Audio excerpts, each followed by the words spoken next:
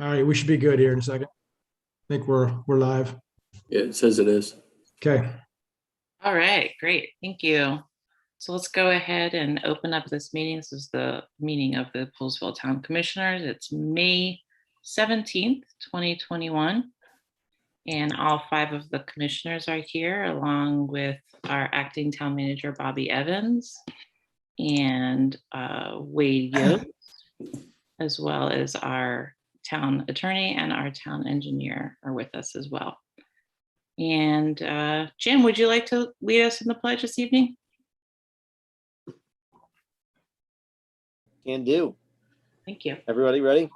I pledge allegiance to the flag of the United States of America and to the republic for which it stands, one nation, under God, indivisible, with liberty and justice for all. Thank you very much. Thank you. So now we're on to our committee announcements and reports. And a few things to report. In terms of events, I've been attempting to get with staff to engage in a number of new ideas for events. Although now it's looking like things may be quickly changing here, perhaps by the end of this month, even in terms of which traditional events we can plan for now that Montgomery County is lifting restrictions by the end of this month. So Bobby, Kathy, and I believe Wade and I are going to be meeting about this subject later this week. And then Kathy can take that to the events committee, sort of a framework of where we'll be. The Poolesville Day Committee is still planning an abridged version of the festival, so things are cautiously optimistic at the moment, which is a good place to be. The commissioners have appointed 2 new folks to our boards. Miss Lee Pepper will be joining the ethics board, and Dr. Maria Bowman is joining Sustainable Poolesville. So thanks to both of them, very capable residents for committing their time and their talents. Economic Development Committee is going to be meeting next week. And I just wanted to say something about our business meetings. Hopefully by the end of the summer, we'll be getting back to a sort of semi-normal way of life again, including, hopefully starting to hold meetings again in the chambers. So we're not wholly depending on Zoom, but for the time being, we still do have to deal with what we've got. So we're just, starting to have some thoughts about how our business meetings are being run. And honestly, a conversation between Bobby and I came out of the Planning Commission meeting that met this past Wednesday.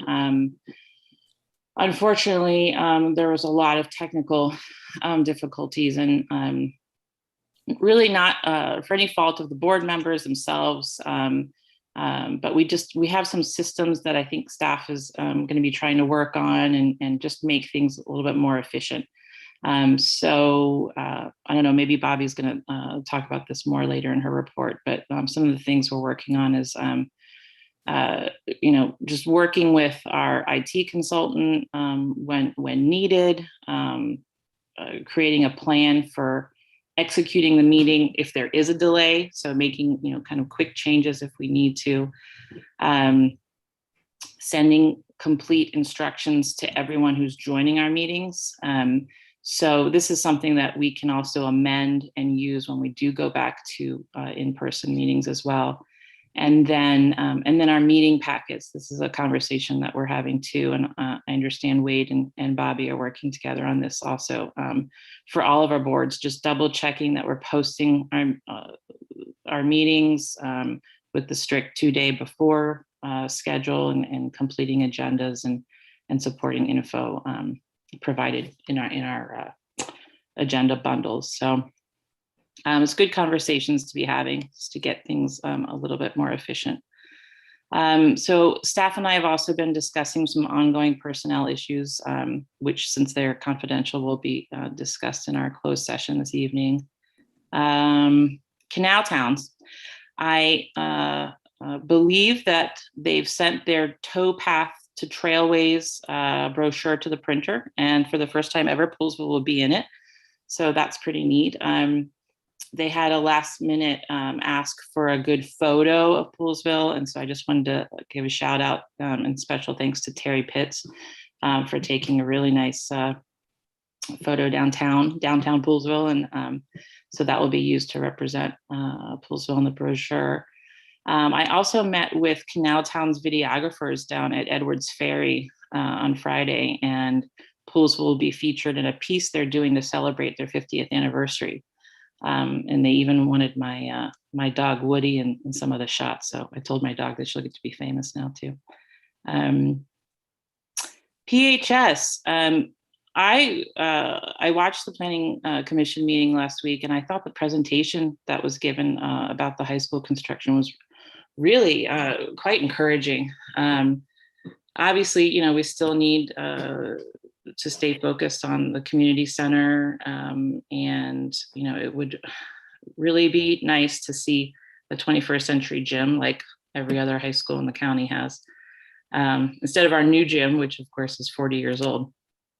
But I had a conversation the other day with Gina Grubb, who's the athletic director at PHS, and she reinforced the fact that this is, you know, really kind of a, you know, this is a problem, not having a new gym built. You know, unfortunately, she's, you know, she's worried about the fact that she might not be able to house, you know, certain teams and equipment because of it. And she said something really interesting to me, which is that even though Poolsville is, and maybe Jim and Ed and others, you've already heard this from her, but I thought this was interesting. She said that even though Poolsville is on the small side in terms of our population and in terms of, you know, the size of the facility, we still offer all of the sports that all of the, you know, the bigger schools do. So it's pretty impressive. And I just kind of wanted to mention that, and I wanted to thank her and Principal Carruthers for their ongoing advocacy. And then lastly, I just wanted to congratulate all the folks that were involved in the non-prom, post-prom event that was held at Caleva last weekend. Really, it was a group of parents sponsored by the community, by businesses, and not to mention 2 grants that Cheryl Booth applied for and won. But they really put on an amazing event for graduating seniors this past week. And I just wanted to publicly and really quickly thank everyone for their time and work on this. I know it was a lot of work.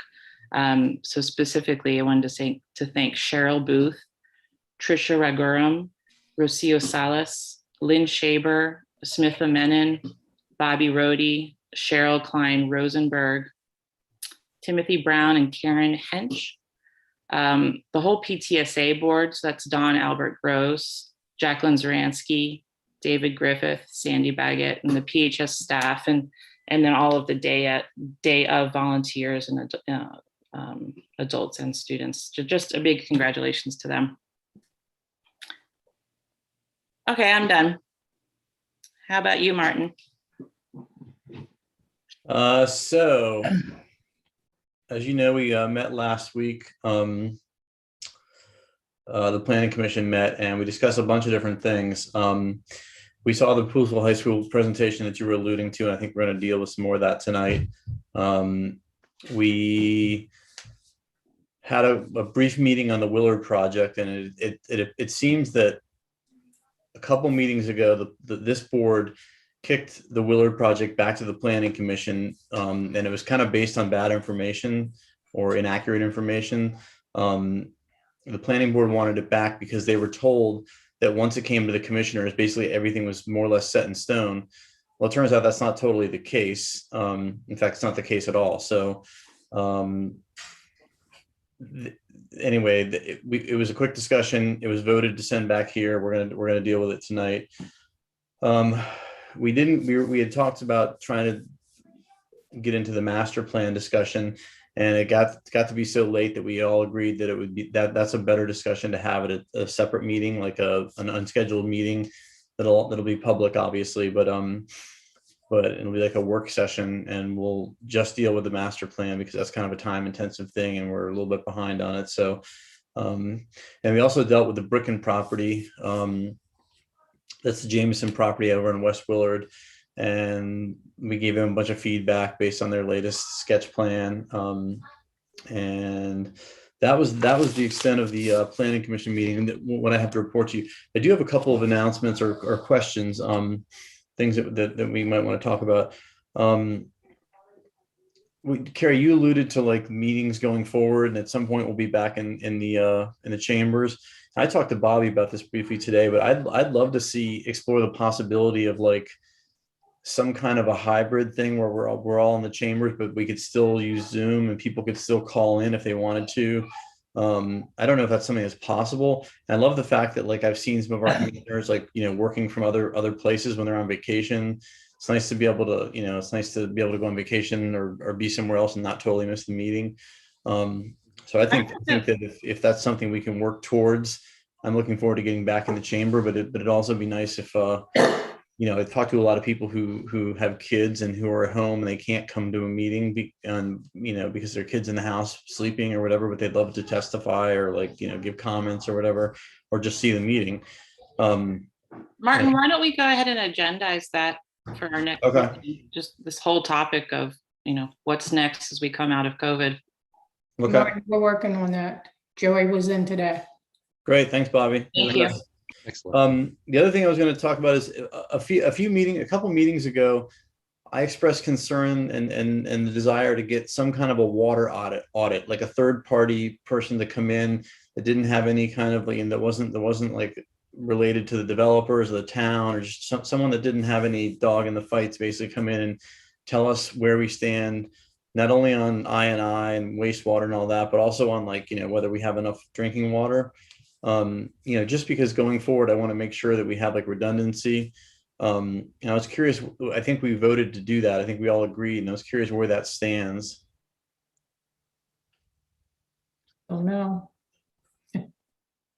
Okay. Yeah, that was a question I had too, actually. Yeah, I don't have no knowledge of it yet, so. Okay. Well, maybe tonight maybe we could re-vote on it and kindly ask Wade if he can look into that and see what he can find out. No, I don't know if a third party comes in. It's very similar to the wastewater aspect where you have MDE as a regulatory commission that looks over it and you submit your reports and they tell you what is allowed. I mean, I can get you all the information to see where we are, and it's probably a great idea that everybody kind of catches up to see where we are. So we can put that on the next agenda or whatever. So that's okay. I'd like to mention one thing, Martin, because you mentioned the word, and I don't know if it's part of the thing that I was interested in terms of an audit. And I contacted WSSC, and they finally got back to me, and I haven't gotten back to them now, but there is an opportunity, and I don't have any of the details yet because, like I say, I haven't gotten back to them after they got back to me. But anyway, they have what I refer to as a safety audit. And I was just going to investigate with them. Wade or Bobby, maybe this is something you can tell me that, hands off, Jeff, or whatever. The possibility of doing a safety audit for, I don't know, the wastewater treatment plant or the water tower or whatever. But it feels, and I'm just linking on to the word that you said, audit. So maybe this is relevant, maybe it isn't. It's something I would like to find out if other folks are interested in that. It certainly is interesting to me. Okay, well, I had thought that besides MDE, we were going to try to have another opinion. Someone give us another opinion. We can discuss that later, I guess.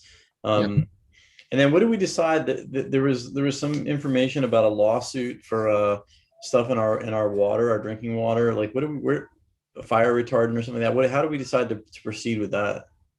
We still haven't gotten the necessary information. I reached out to the people that were handling the class action, and they haven't gotten us anything on that. So it's still good. Pending. All right, that's all I have. One more thing that you mentioned, Martin, And that is, I had a conversation with a woman named Caroline Taylor just earlier today. And she gave me the name, and I wrote it down quickly, and just on a little Post-it note, of a gentleman who is a hydrogeologist, and he lives in Poolsville. Apparently, this gentleman is quite expert. And, possibly, I haven't contacted this person at all to see what his availability might be or willingness to educate us in some degree. But Jeff, go ahead. Kathy Mim is the town's hydrologist. I was going to say that too. I was thinking about that could be your third party, and Yeah. it's going to be the same, but you'll be an outside source that can complement what we. Yeah. Right. Is this Mr. Strong? Is this the name of a person I could pass to you, and you could pass it to Kathy? Certainly. Just go ahead and email it to me. Okay, I will. Thank you so much. Great. I have a call into her about some other things too, anyway. So. Thank you very much. Yes, that helps. Jeff, why don't you just continue on with your report? Oh, yeah, I have to. Well, we didn't have a meeting like a Zoom meeting, but we had a walking tour of the Dillingham Park, which I think is also called the skate park, and was led by Preston. He did a great job. He's got incredibly deep knowledge on all of the parks, and just an amazing every detail he knows about. And also with that, of course, adjacent to that is the dog park. So we went over there and took a look, and there were a number of people in there with their dogs, and they seemed to be having, fun. The dogs are playing around and all that kind of thing. So that was quite nice. And we did talk about proceeding with contacting the young folks who were originally interested in repainting the skate park with certain designs and whatnot. And so we were going to try and get back in touch with those original young folks and see if they were still interested, because there were certain steps that they were waiting on. And I believe what they were waiting on was to get the original designs of the skate park, so they knew, whatever was necessary in terms of square foot or whatever for the repainting of the skate park. And then Preston had some good ideas as well, in terms of maybe designs or colors, this kind of thing. So, and also there's an interesting note that certain paint is slippery. So you don't want to have slippery paint when you repaint the skate park. So it's not just a matter of going over there, with Sears paint and painting the skate park. Nothing is ever as simple as that, is it? So, and then we walked over to the park that's right on Wooten and Fisher. I guess it's like a little flower garden, but Preston had a name for it. So a pollinator's garden. So that was quite nice. And he gave us a little tour and what the different plants and shrubs were. So yeah, it was very interesting. It was just a little bit of a walking tour. And of course, Preston was giving us the guide the whole way as we go along. So that was our Parks Board meeting. And so the next one is coming up. So that's my report to the Parks Board. Great, thanks. Thank you. Mr. Reed. Right. Well, let's see. We didn't have another meeting since the last time we've met. Our next meeting is in July. But I would like to share some things that Joyce had brought up. Then she shared an email she sent to members of the Planning Commission, just some things to look at when with the Poolsville High School project. And it's just, she had 5 questions that I thought were valid questions. The first one, it's what building systems will rely on fossil fuels upon commissioning? What types of fossil fuels? And I'll send this over, Wade and Bobby, I'll send that to you just to have it on record. But I wanted to share this in an open forum. The second question is, has any planning been incorporated to use the building as a community emergency shelter? And she says, maybe this is understood already. If so, what systems will be in place or planned for future installation to make the building capable of operating independently? Thinking of a microgrid or grid independent capability, backup power. If so, what type? The third question is, are there any architectural considerations such as an inlet sundial or other features beyond the very nice bioswales and other stormwater mitigations? Her fourth question is, the county code requires some amount of EV charging pre-wiring per number of parking spaces. Is this requirement included in the current plan? where in the parking lots will this be located? And her final question was, as the current budget does not allow for installation of PV solar on rooftop or parking lots, please confirm the infrastructure, pre-wire, related preparations. Is that included in the budget? Any additional details? And so what Joyce is really going to is looking at, as we're moving forward, and when we think about sustainability, how will we make sure that if this is going to be our building for some time, that is being built for the future from an environmental standpoint as well. And I know the commissioners don't have the answers to those questions right now, but I did want to share the questions that are being asked, and then that I'll follow up with Martin and the planning committee on behalf of Joyce, just to see what those answers would be. Excellent. All right. Oh, and while I do have the mic, I do want to just put this out there also. As school is getting ready to come to an end within the next 4 weeks, and as we're moving forward, and within the next few meetings, not next one or the one after that, but coming up soon, I would like to, I'm just planting the seed right now, but begin to have conversation just about what we can do as a town to create programs and things that would support our youth here and help do some youth leadership, things that we can do to reach out to our young people here in town. Great, thank you. Jim. Okay, guys. So fair access, and Ed, feel free to chime in at any point you want to, my man. We were all in it together at the last fair access meeting. Absolutely. So we've had the meeting was a good one. We covered a lot of bases. Some of this that we're going to be covering here later on tonight in terms of our structure. And we had some conversations regarding the overall Fair Access Committee structure to make sure that we were going to be as efficient and as really accomplishing our mission of advocacy. So, but alongside that, which took up a big part of the meeting, we had some discussions about the Boundary Commission. In fact, a Washington Post article was just put out about a week ago. I'll send everybody a link on it that tells about the results of the Boundary Commission, the initial results of the Boundary Commission study. Does talk about many things involving the county, but very few involving Poolesville and how our boundaries could actually change. We all know there are geographical limitations to expanding Poolesville's cluster boundary. We also know we're going to be meeting with our county council members coming up with at least one meeting before the county council vote coming up to approve the budget.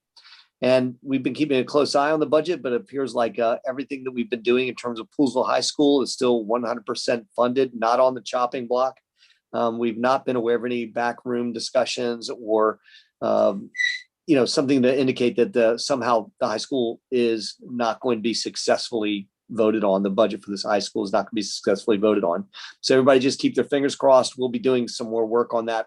Obviously, we're not happy with the funding so far for the things that we need, which would, as Carrie referred to, order the full-size gym, basically making the gym 2/3 bigger than it is right now, including that size, and being potentially reorienting the gym so that it faces goes the other direction, provides all the side courts, expanded bleachers, etc. And of course, also talk about a wellness center. And then there was also a letter that was sent from the PTSA directly to the council members advocating for all of that and more. But we realize this is probably a multi-budget process. So first things first, let's get this vote out of the way and get the school funded and let them start taking their next steps, which would be most likely ordering contracts for construction in November and then beginning of construction in January of 2022. So that's what we've heard. We know this is fluid, but we're waiting to hear more. And obviously these are exciting times with a new high school on the horizon. We also, we're gonna have a meeting with the interim school superintendent. Everybody, as Ed knows her, we had a good discussion about her being a very capable person. And we're looking forward to ingratiating ourselves on her, just like we did with Dr. Smith. And we know she's got a full plate right now, but again, she did respond back, and we know that we're going to be having a meeting with her.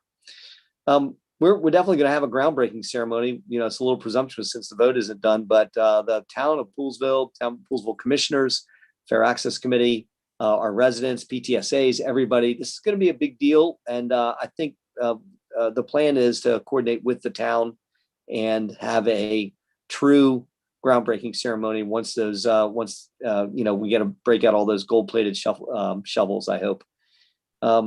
We're definitely planning on doing something for Poolesville Day as well. We're gonna have a breakfast. It's in our budget.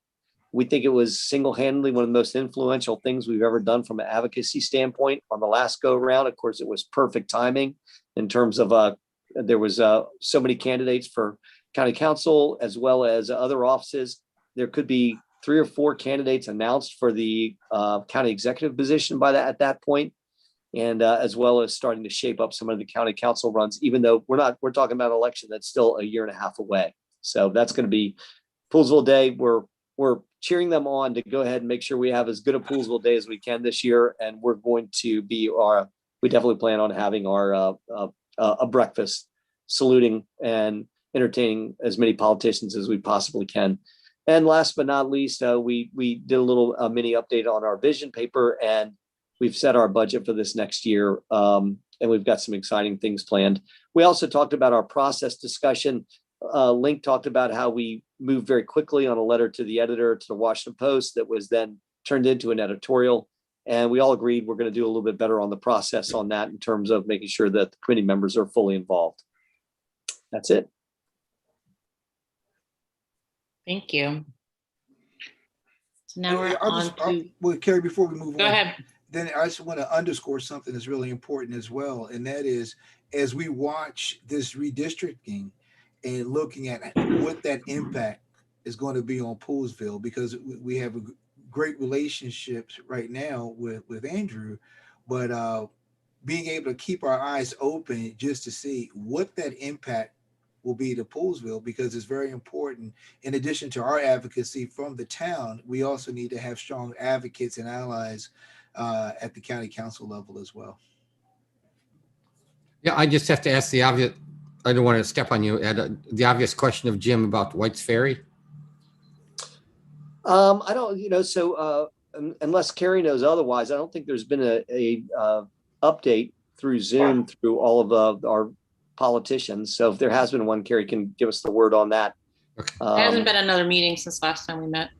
There you go. I did have a discussion with Chuck Kuhn. He's definitely full speed ahead, as it would be. Trying not to get into nautical terms here.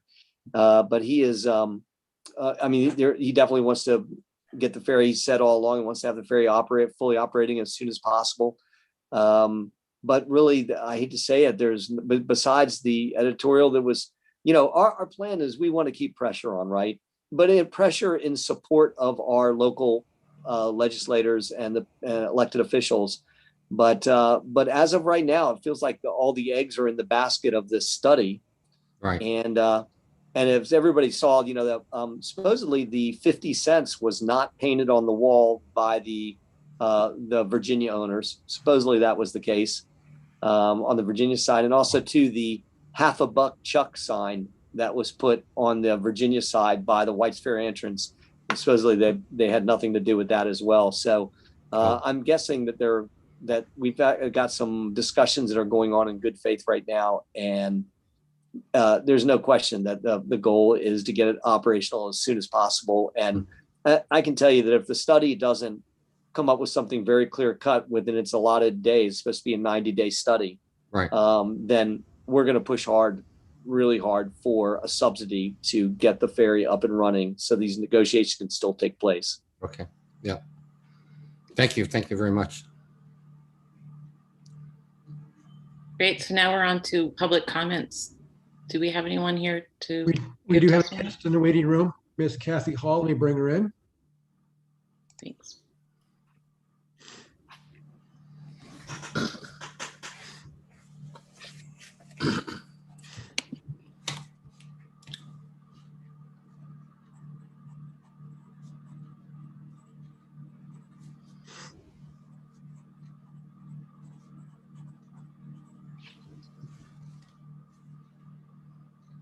Hi, Kathy. Thanks for joining us. Hi, thank you.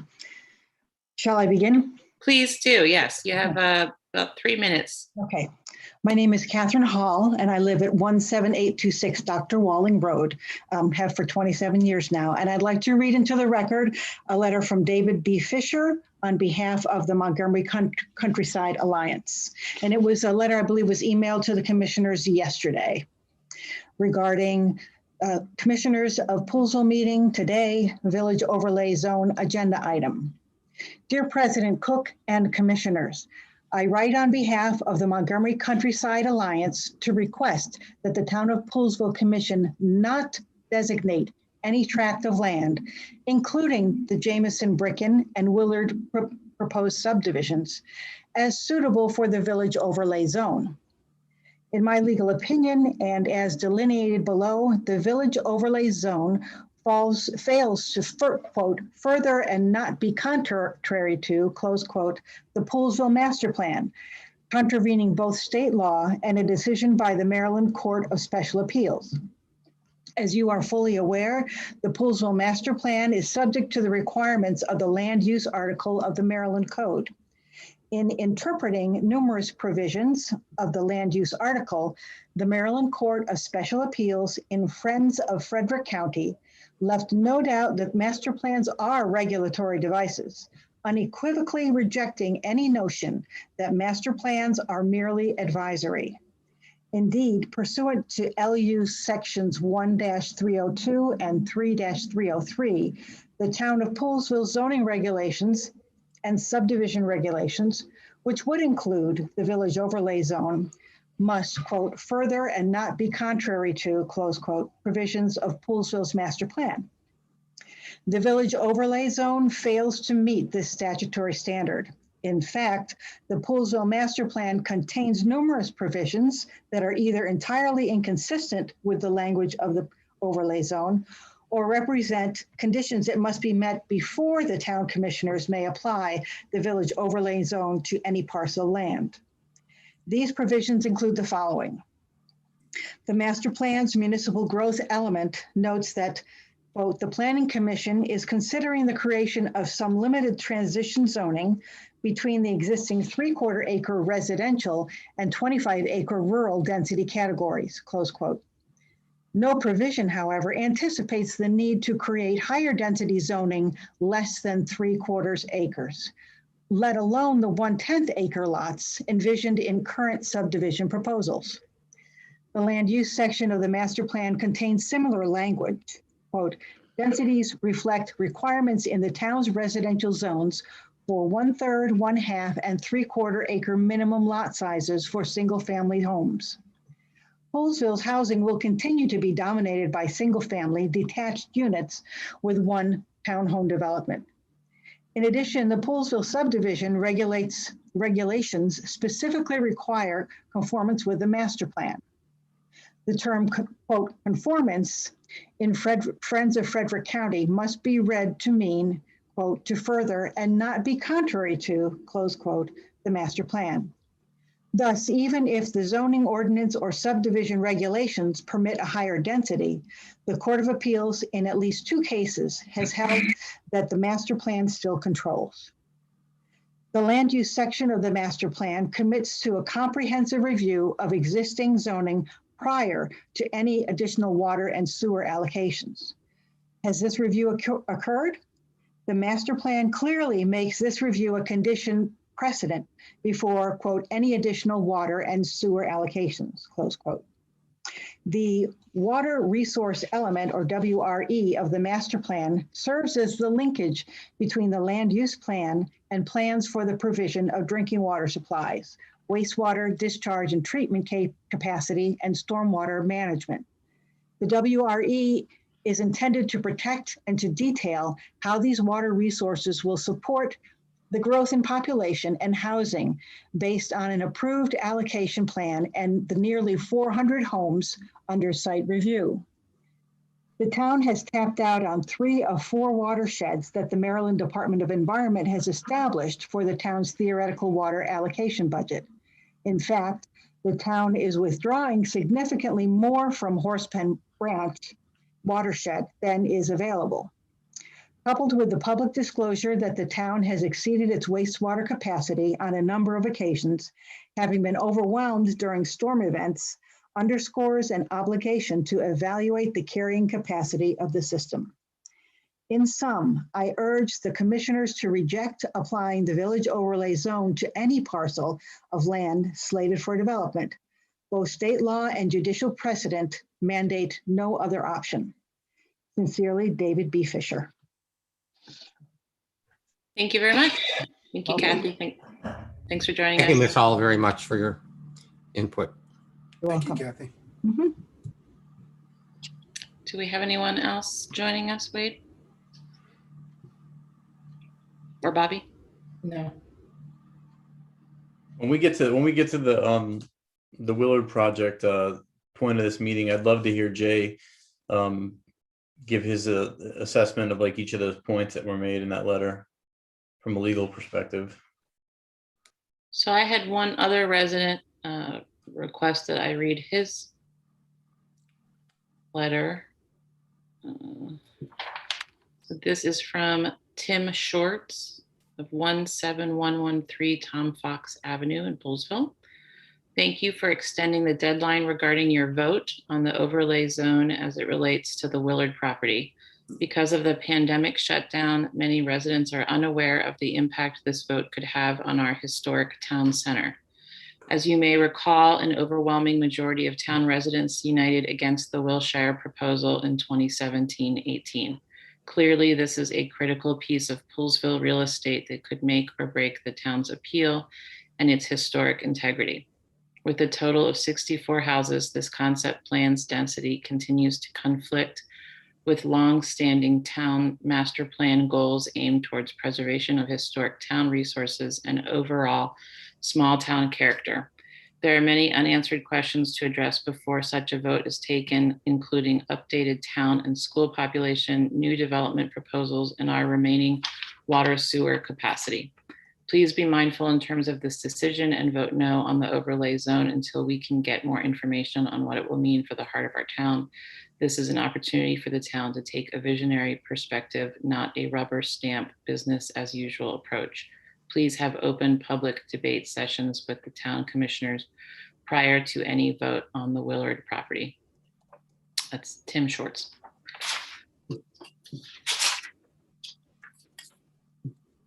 Okay.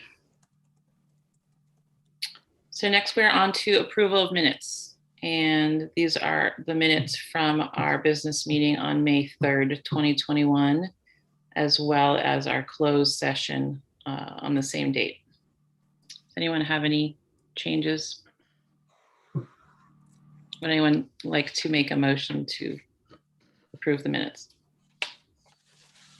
I make a motion to approve the minutes as written. Do we have a second? I'll second this motion. Thank you. All those in favor? Aye. Aye. Motion carries. Now we're on to new business. The Poolesville High School Forest Conservation Easement. John Strong. Okay, you all should have received a packet of plans for the forest conservation area. During construction, they're planning to shift the parking lot to the south, and along the southwest edge of the property, there is a forest conservation area. They plan to go ahead and what they would like to do is move that forest conservation area to the northeast corner of the project site. The square footage would stay the same, but they're going to move that area. They're also, if you look at their... Just for the clarification, is the northeast corner where there's a parking area now? No, that's the southwest corner. Where it's going to is over where the baseball field, or hang on, let me pull up the plan. Let's see if you can see this. The green area, that little boxed area right there. Right. That's where they want to put the new forest conservation area. Okay, that's up along, there's the homes are just opposite that. Right. Where it currently is. Trying to get my orientation here. If you can see, there's a little red line. That's where the existing parking lot is and the existing forest conservation area. You should have received a packet with this information in it. Okay, thank you. So the square footage stays the same. There will be, based upon the submitted landscape plan, a buffer of evergreen trees along that property line once the movement of the parking lot has taken place, and between the existing homes and the parking lot, which will remain in the southwest corner of the property. What is So- our obligation in terms of notifying the residents there that about the property? Jay, that would be your question, not mine.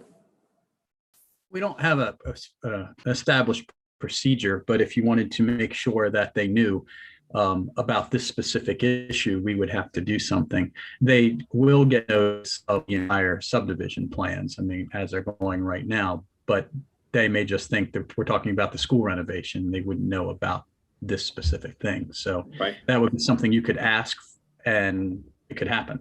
So Just to chime in here real quick, all the stormwater management, the town has received notice as required by Montgomery County State and state regulations that the adjoining property owners that are downstream have been notified. So those property owners should have received a notification of the pending stormwater management plan with a plan attached.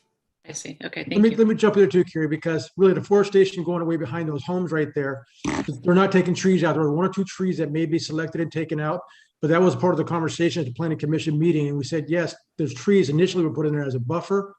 And the planning commission will probably look at that still and maybe even have them add some trees to make sure there's an adequate buffer there. So that was part of our discussions we had last Wednesday. Great, great.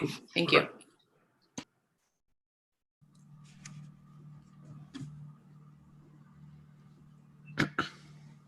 Anybody else have any other questions or comments about this? Nope. So do you need us to take any action on this? Correct. It is your easement, so we need you to go ahead and give the acceptance of moving the forest conservation area to the northeast corner of the project site as depicted on the plans. and you'll eventually accept the new easement when they do it. So this is similar to what you did with the Beaulieu property where you're authorizing it to happen. And at some point in time in the process, you'll sign the document making it happen and then sign the document accepting the replacement. Correct. Would anyone like to entertain that motion? So I'll make a motion that, according to John Strong's plans, that the Poolsville High School Forest Conservation easement be moved to the southeast corner, Mr. Strong? No, northeast corner. Northeast corner. Thank you. Jeff just wants to put trees everywhere. Do we have a second? I'll second it. All those in favor? Aye. Aye. All right. Any opposed? Motion carries. Thank you. Thanks, John. You're welcome. Next, we're on to a discussion, Fair Access Committee. Martin, should I let you run Well, I with it? just, my only thing about, I wanted to have a quick discussion about is there was some confusion and I talked to some people and I heard from some people on the Fair Access Committee and I heard from Link and, you know, certainly it's understandable, but I was just wondering if we want to have a discussion about like separating the two entities a little bit more. Like should Fair Access be given more independence and maybe have like I'm just thinking out loud, like have like, no commissioner representation and they kind of go out on their own and do their own thing, or should it continue like it is? But then the question becomes, if it continues like it is, should they have to get commissioner approval since they're speaking for like, for the elected body? Should they have to get approval on things like an op-ed or like a, I mean, obviously we don't want to approve every single little thing, but something as substantial as an op-ed, should that be something that we all discuss and approve? I think my 2 cents is I'd kind of like to stay out of their way. I think they've done my opinion, Jeff's opinion, I think they've done a great job. They pulled the chestnuts out of the fire, so to speak, with the Poolsville High School. They're still working on one chestnut in terms of the gymnasium and the community center. But I think in many aspects, including White's Ferry, they're doing everything they can. I would just, I don't want to get in their way because they're much smarter on these subjects than I am.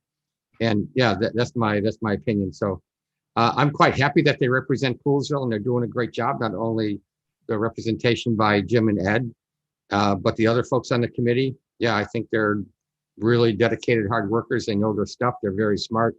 Link is the new president and couldn't ask for a better guy to be in the leadership position. I have great trust in them. They've already done excellent things. So yeah, just my opinion. I'd like to kind of stay out of their way and give them as much open sea as they can take advantage of. Well, I agree with you, Jeff. I think they've done a good job, but are you comfortable with them speaking for us without like knowing how we feel? And again, I don't have a huge problem with the way things are. I just like, it seemed to me that was sort of like a crossroads we came to, and it was at least worth a discussion. Yeah, that's certainly worth a discussion. My particular opinion is, yes, I am very comfortable because we have 2 commissioners on the board there. So Jim and Ed, and they're, I'm happy with that. Yeah, you guys are welcome to say what you like. Yeah, I'll take that opportunity to do so.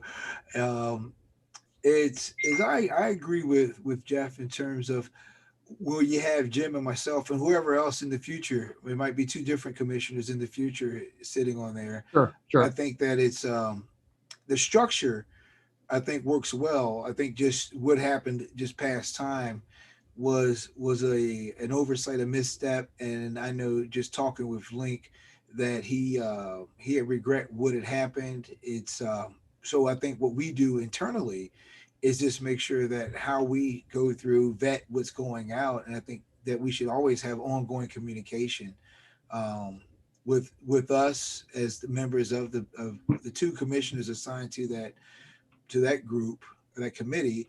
We can also have that communication with everyone else to make sure that what's being sent out really speaks to the voice that we want to have on certain important issues.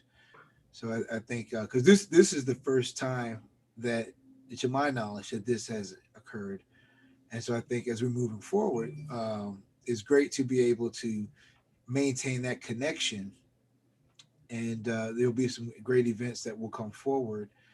So I would say we should continue to move with it as it is, and just continue to keep an eye so we don't have any more missteps. This was a conversation that Link and I had recently, where he talked about the fact that committees like the Fair Access Committee are really more akin to like activist groups. And in fact, sometimes they work best when they're not an arm of the government. Forget the fact that doing so, sort of, creating like 2 different entities eliminates any, issues in terms of stepping on toes, any political or ethical taboos, but it actually can work more efficiently and effectively because it has its own voice. And sometimes being in direct opposition, or at least in a friendly competition with the government entity, with the town in this case, is can actually bring all of us closer to achieving the same goals that we all have for the community. And I mean, I thought that this was actually more, a conversation I had with Link, and I thought that, that it sounded to me like there was probably a lot of truth to that. So I don't know if this is something that the Fair Access Committee itself has been discussing, or perhaps not. Well, we actually did have a discussion about it, and we were very specific in deciding that we wanted to keep the structure the same way that we have it right now. In fact, we're considering adding, reaching out to, in fact, we didn't consider, we agreed that it would be a good move to potentially reach out to the Barnesville commissioners and add one of their members to our committee as well. And ask if they would want to consider being on our committee. Because we do represent the entire Up County and Western County area. That's part one. Part two is that we're, I think, that we had a misstep, but unequivocally we've been both successful, and part of our success has come from that we've got, and the original reason why we started this group was to have municipal muscle to do advocacy. And so the hybrid that we've created through Fair Access is that municipal muscle combined with the word of the people and the advocacy of residents and residents of the entire Up County area. So, Martin, I think it's a fair question to ask. And, it's about time we kind of actually reviewed the mission of Fair Access. And we did do that in the last meeting. And I think the point was that we most likely will want to broaden our municipal horizon by adding someone from Barnesville, and also too, as Jeff said and Ed said, to kind of watch our P's and Q's a little bit and make sure that we have healthy communications between Fair Access as well as the town commissioners. Right, and if you all, and again, I'm not proposing anything specifically. I just thought it was worth a discussion. But if you all were going to take some kind of a new direction or something like substantial, you would bring it to the board first, I assume. Okay. You guys, I think we've kind of kept everybody in the loop as much as we the whole time, and I know you're not saying otherwise. There's no question that having two commissioners on Fair Access has been, I said it definitely increases our muscle, but it also increases our responsibility to the town commissioners as well. I kind of like the strong linkage between the Fair Access and the commission, because I think it lends maybe a stronger degree of credibility to the Fair Access folks, because they're coming from a position where they're kind of speaking for a much broader audience. Unfortunately, the broader audience has been vocal indeed in helping out. But yeah, I kind of like that strong connection. And and Jim and Ed have always brought back very thorough reports for us. So yeah, I like the idea of adding a Barnesville person too. I think that's a great idea. Yeah. Good. Yeah, I'm glad. Yeah, there's something to be said, something very important to be said, I think, about elected officials speaking to elected officials. And so they may get 30,000 votes to be elected their position, and we may get 1,000, but it still means we're elected. Mm-hmm. So I think it has played a role. So appreciate that. Actually, I appreciate the feedback and the opening up of the discussion. And we've been running, 120 miles an hour for the last 2.5 years, and we do have to be reflective of our position and our charter. So. Mm-hmm. Thank you. Thank you. Right. And another benefit of the structure, the way I see it, is that if the two were separate, you might have certain discussions, you could have certain energy that would actually detract from some of the things you're trying to accomplish. And I think that piece is really important, to be able to have that fluid flow of information so that you can have a real strong, united group that's advocating of elected officials and other just members of the community. And then as we said earlier, broadening that group, because if we're looking at this western part of town, right, the more voices, especially you have that for that region, I think it's so important. And because we're so small, we really can't be in a position where if the town government is taking one approach and your advocacy group from the town is taking a different approach. So if you can find a wedge, then you can weaken both of them. But if you can bring a strong, united group with that one voice, and I do think we have to make sure that we are communicating, just like when we have our turn to give an update on the agenda, that we make sure that we're having a nice flow between commissioners. So when we go back to our Fair Access Committee, that that the desires and understandings are properly aligned to get the best outcome for the community.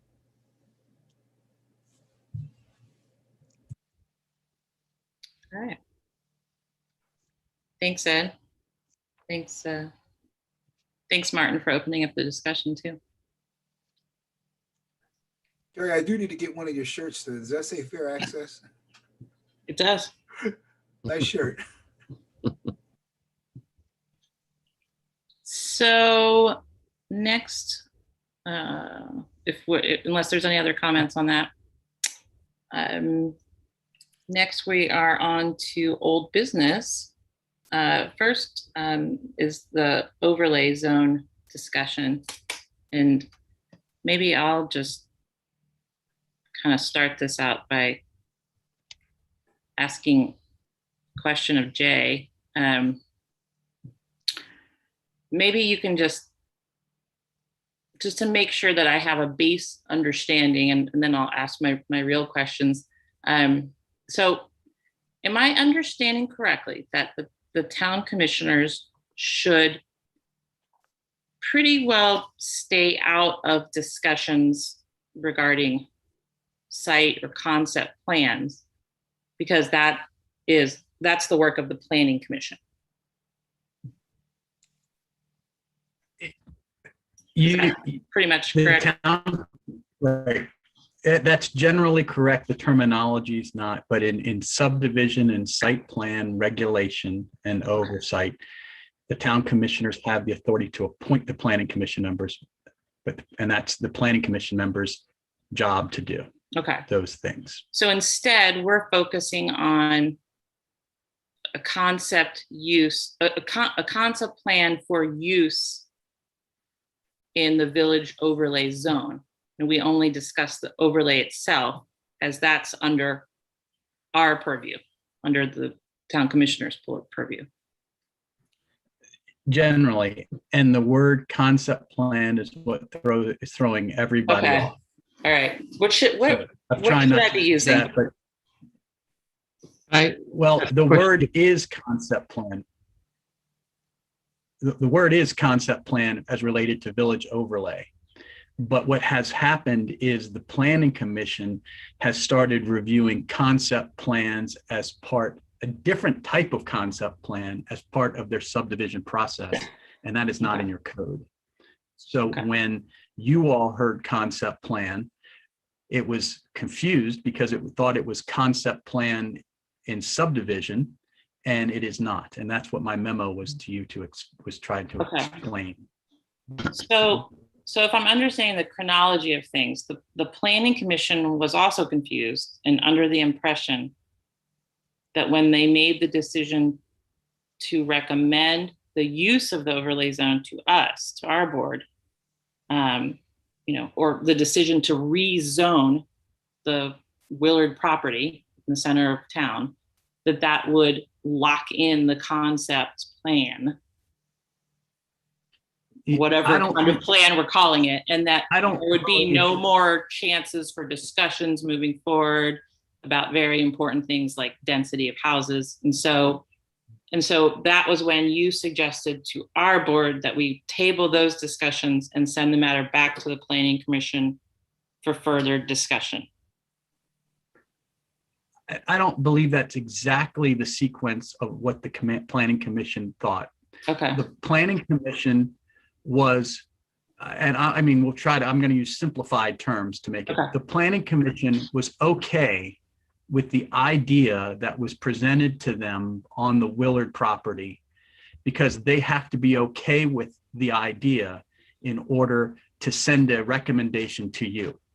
So it can't come to you until it comes through the Planning Commission. and they can recommend yes or they can recommend no to the idea. When we're dealing with village overlay, a concept, a paradigm, an idea is all that is necessary. But the applicants in this case created actual plans. They created drawings. They created what would go through a subdivision process that are quite involved, and made everybody feel that they were getting ready to do their normal planning commission thing, as in approving where things go and street widths and things like that. Now, while all of that plays into what the concept, the idea is, it's not finalized. And I don't believe, and again, I don't know from their perspective, but what they believed is largely irrelevant. When they said, yes, we want the use of the village zone, they were not giving a concept approval. There is no such thing in the subdivision regulations. Okay. They were just approving this piece for you all. And so I don't know that they were confused at the time they made the vote.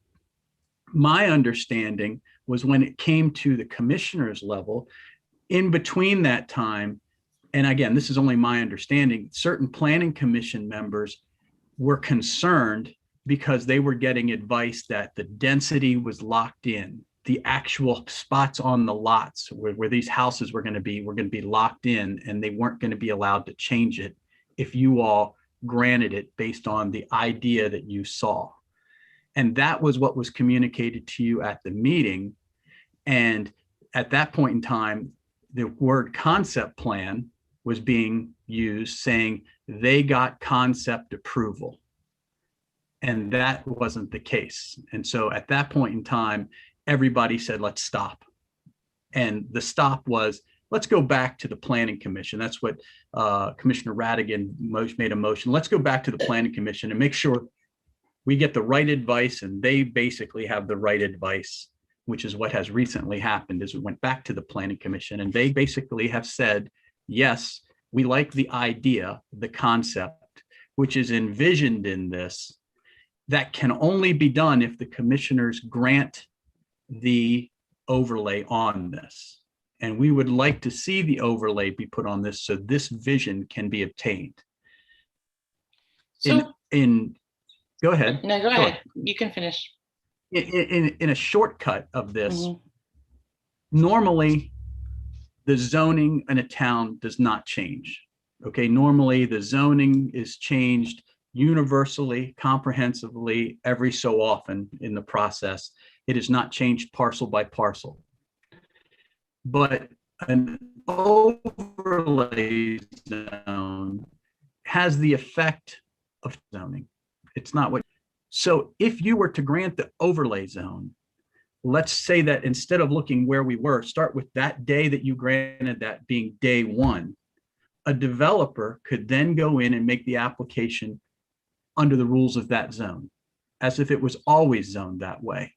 And the planning commission would then pick up the process with that being day one. Here's my plans for this zone. It's just that you get to change the zoning and the developer gets to request the change. So how is that property zoned today?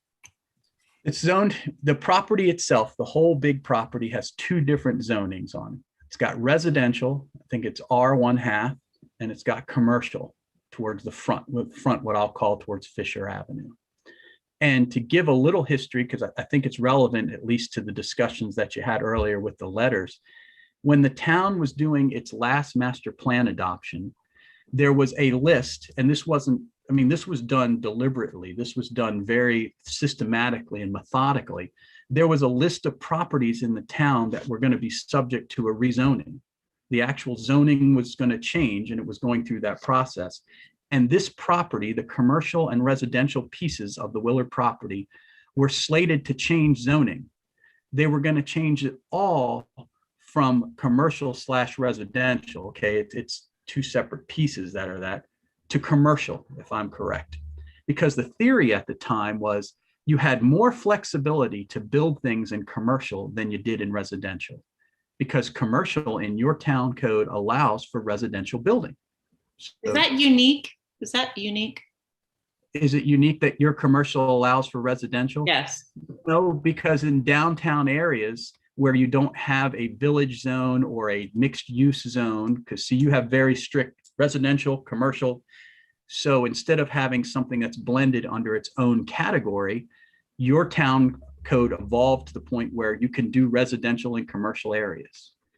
And the discussion at the time, this is probably like 2015, 2014, 16, in that area, was if we zone the whole place commercial, then we could allow more creative residential development mixed in with commercial. The downside that became obvious after they, because that was on the list to do, that was going to happen. But after the hearings and the discussion, it was, do you want to have a huge commercial piece of land in your downtown where you may be thinking we're going to have mixed use, we're going to have some residential, but Walmart could come in because it's zoned commercial. And you could, I mean, not Walmart's going to come into Poolsville, but you get the idea. You could have a big parcel developed of commercial in your downtown. Mhm. And that was enough that the commissioners at the time took the rezoning of that property off its list. And I believe that was probably the only rezoning that didn't occur on the whole list. And instead they said we needed to come up with this hybrid type of development where you could have commercial and you could have residential at the same time. And they didn't just want it to apply to that property, although that was what everybody was concerned because it came out of the rezoning discussion.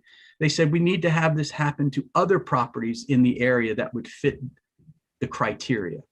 And so the overlay became the idea of how to do this so that it gave the town and a property owner the flexibility to do not only what the town wanted, but to do what the market and the applicant could make work.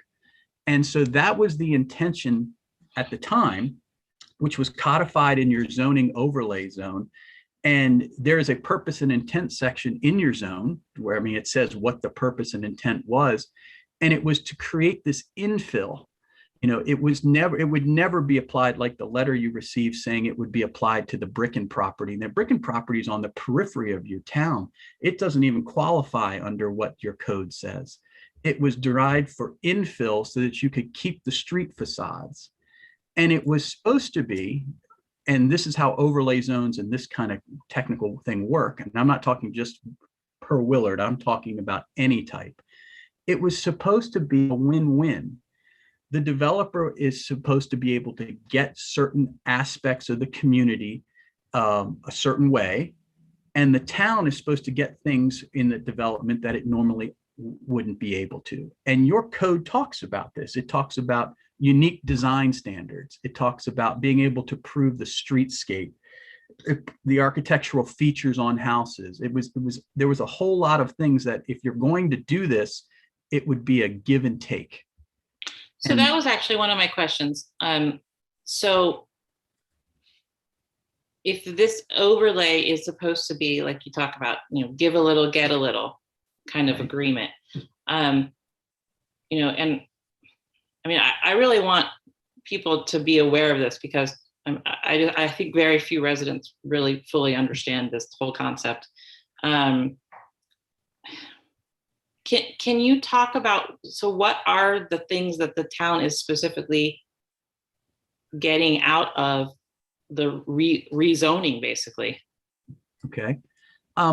First of all, you got to set your baseline. And, you know, I'm not casting aspersions, but I've heard the discussions as well. And on the street, it's not this plan versus the cornfield, because the cornfield is just what it's being farmed as now. It is zoned commercial and it is zoned residential.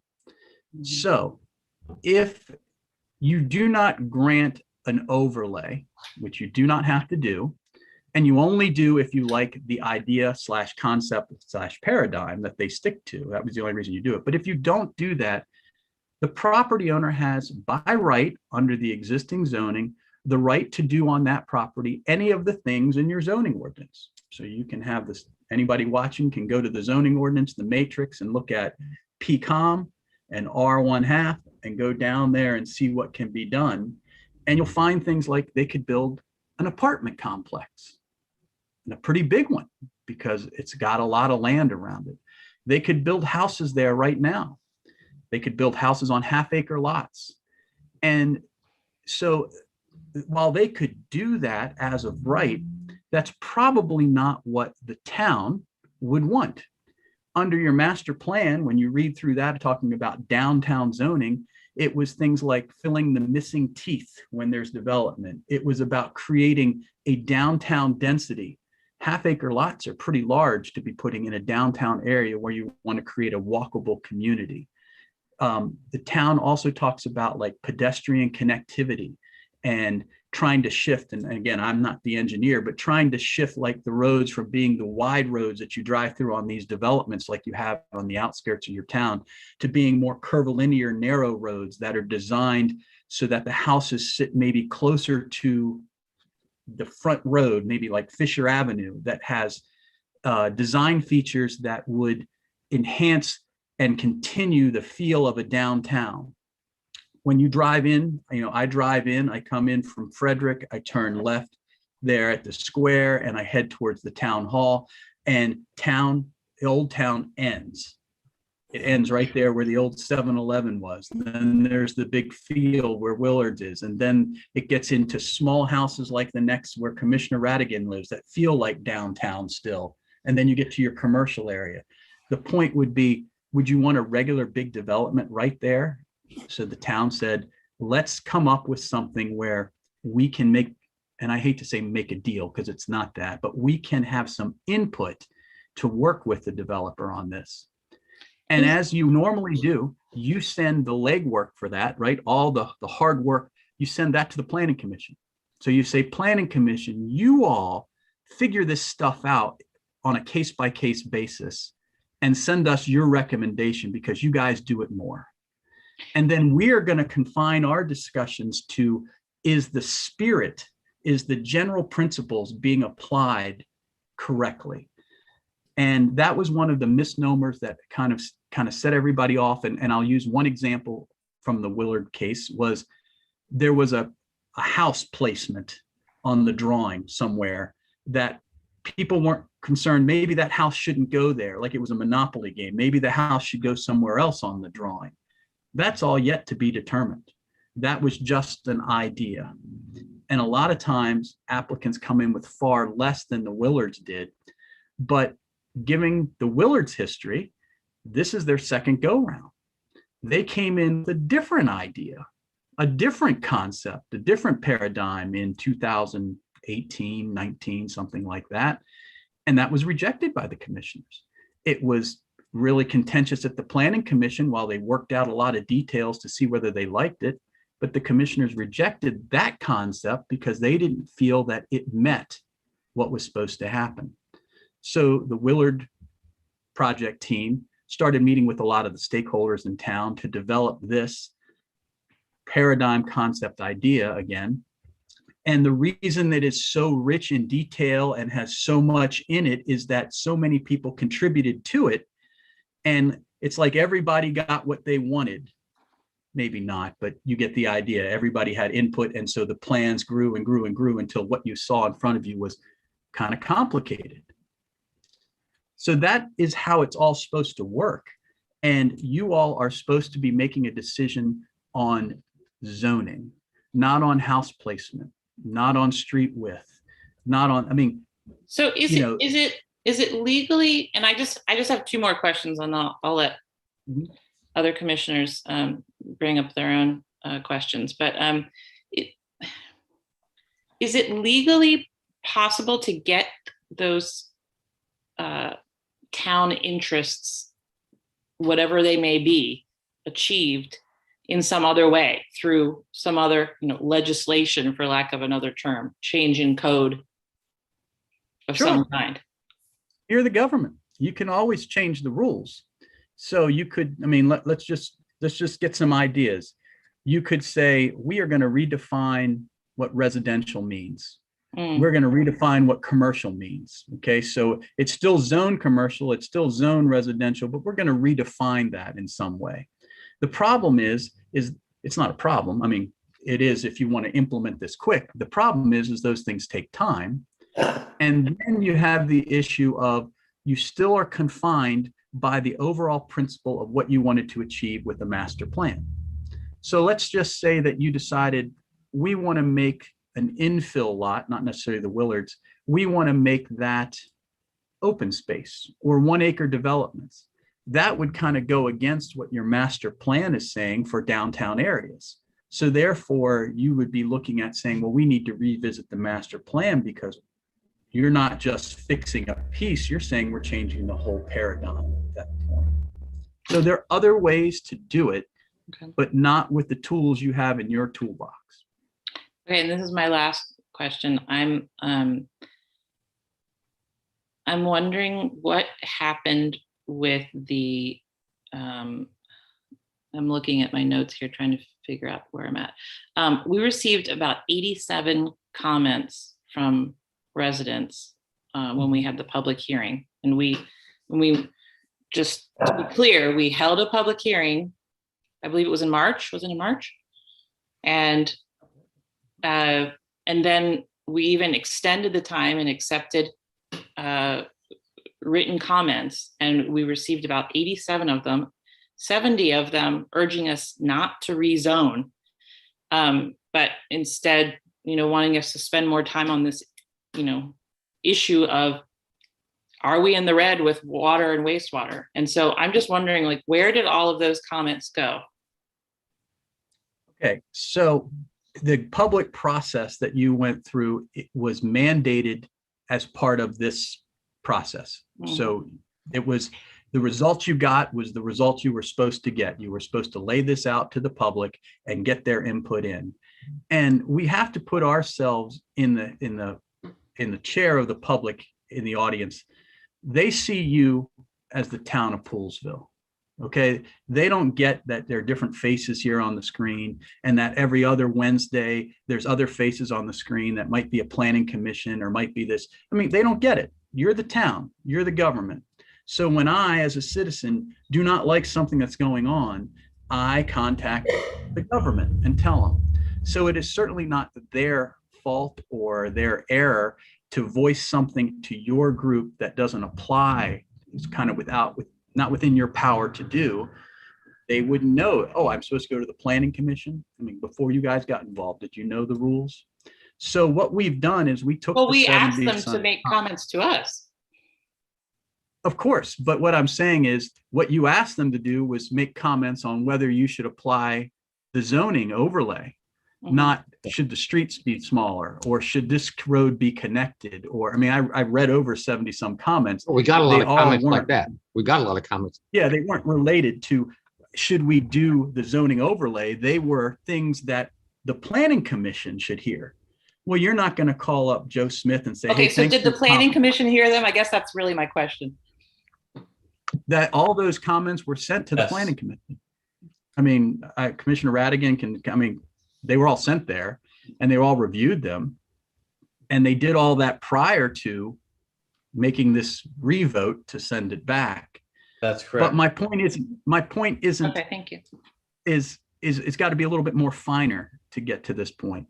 The planning commission didn't just look at those comments and say, we've read them, we're going to do it anyway.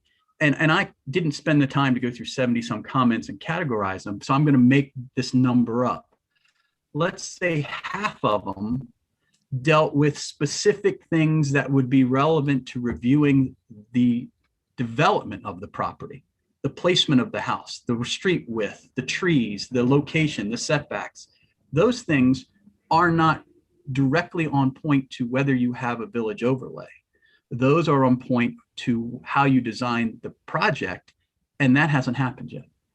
So of the 70 some ones, everyone that had a concern about those things, the planning commissions can still address and needs to still address at some point in time. And that goes to the bigger issues, which is the water and sewer. The water and sewer of whether you have capacity, while it is a factor in your plan for development, because obviously your master plan talks about how much development you can have, and specifically in this situation, how much it's going to need, but it's not an adequate public facilities test. And what I mean by that is the planning commission or a property owner can come in and say, I'd like to do this with my property. And the planning commission can say, certainly, we'll review what we'd like to see, whether it's consistent with the zoning, whether this is like we're going to do, but you don't get to do it unless we have water and sewer. And you go through 2 steps, preliminary plan. And when I say you, I mean the planning commission, the town, the preliminary plan saying, this is what we'd like to see. It looks good preliminarily, but if we don't have water and sewer, we're not giving you capacity. You have water and sewer, you get preliminary approval, and then you go through the final step and you review it again. Do we have capacity now? And if you don't have a capacity, you still don't get approval. So, getting the long-winded explanation back here, the individuals that said, well, we are concerned about our water and sewer, and we are concerned about our capacity issues. Well, certainly, if you start the marble rolling down the hill, it starts to become a big boulder when it gets to the bottom, but you have developed in your subdivision processes ways to stop it. And it's up to the planning commission at that point to stop it. All that being said, everything I've wasted a lot of talk on is the sum of all the parts equal the whole. So you are deciding on the whole, but each of those individual elements are certainly things you can consider when making the decision on the whole. So while I would say don't spend too much time on house placement, because that can change and it's up to the planning commission. If you didn't like the way the houses were laid out or the streets were laid out or the general concept, well, then that's something to talk about. So general concepts are pretty good, but specifically saying, I don't like where the trees are placed along the road, not something to consider. It's something that will change as the process goes on. Thank you. I just wanted to, Jay, I just wanted to test my understanding. Sure. So my understanding is the commissioners can approve or disapprove the zoning, including an overlay zone on a particular piece of property. And let's say if it is approved, then it goes to the planning commission, and then they have to implement that or work with the developer or whoever's developing the property on implementing it so that it complies with the zoning. In this case, it would be an overlay zone. And they have some latitude to work with the developer to ask for, let's say, premium exteriors or whatever it might be, because the overlay zone was granted to that particular development. But the granting of the zoning is the role of the commissioners, and the implementation of that zoning is the purview of the planning commission. So tell me where I'm right and wrong. That's exactly correct. 100% accurate. So then the next question to me, because I've gotten input from residents, and they're concerned, right? And this is the middle of the town, and it's important to literally everybody, including me. I live here too. And do they have any? I know we had 84 different inputs, and like you say, many of them were about particular house placement, or is there enough space for the garages and this kind of stuff, which is, again, the implementation element of it, which is the planning zone, not the commissioner. But do the residents have an opportunity for a public comment to the planning commission, or is everything that, or is there just no more possibility for public comment at all because it finished in March? No, I guess, or yeah, the public has an opportunity to talk to the planning commission at every public meeting they have where this is on the agenda. And the issue would not be the authorization. The issues would be the implementations. And to give you an example unrelated to this, let's say the implementation of another development somewhere in town, the property owners next door come and say, we're really concerned because the screening that we currently have will be cut down. And we'd like to see better screening or landscaping or buffering between our existing houses and this new development. They would go to the planning commission and say that, and the planning commission would hear that and say, yeah, that makes sense. this is where we want you to plant a row of trees. We're going to make you do that on the plan as part of what we approve. So it certainly does have, the citizens have the ability to do specific things, like I'm concerned about the size of the houses and the garages and things like that.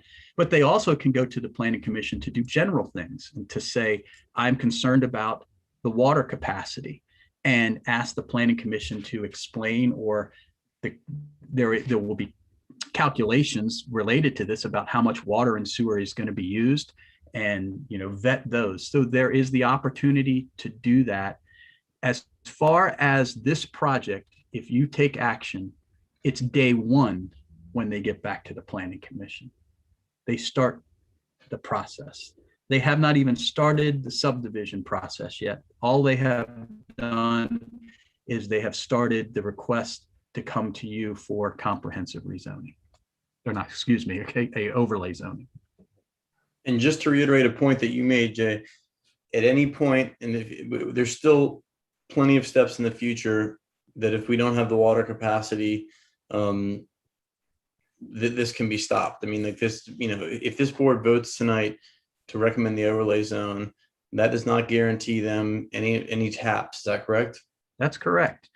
I represent you, the townspeople, the town corporation. Our worst case scenario is always the planning commission granting approval of a project when we don't have capacity. Because at that point in time, when we, the town, have said, yes, we want this, and we have given final approval to it, we, the town, now have an obligation to provide capacity to it. So we never want to get to the point to promise it before we have it. Very simple economics. I don't want to sell you the soup off my shelves unless I have it, because if you pay me for it, I owe you.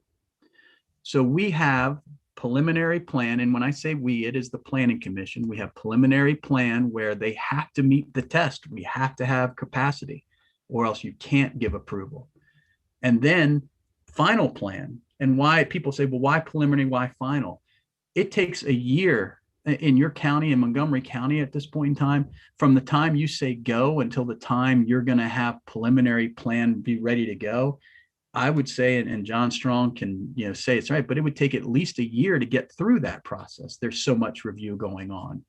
And after you get through that process, it probably takes another half year to get through the final plan, because the final is like, you turned in your work, the teacher corrected it, and now the final is where you're making the teacher's corrections.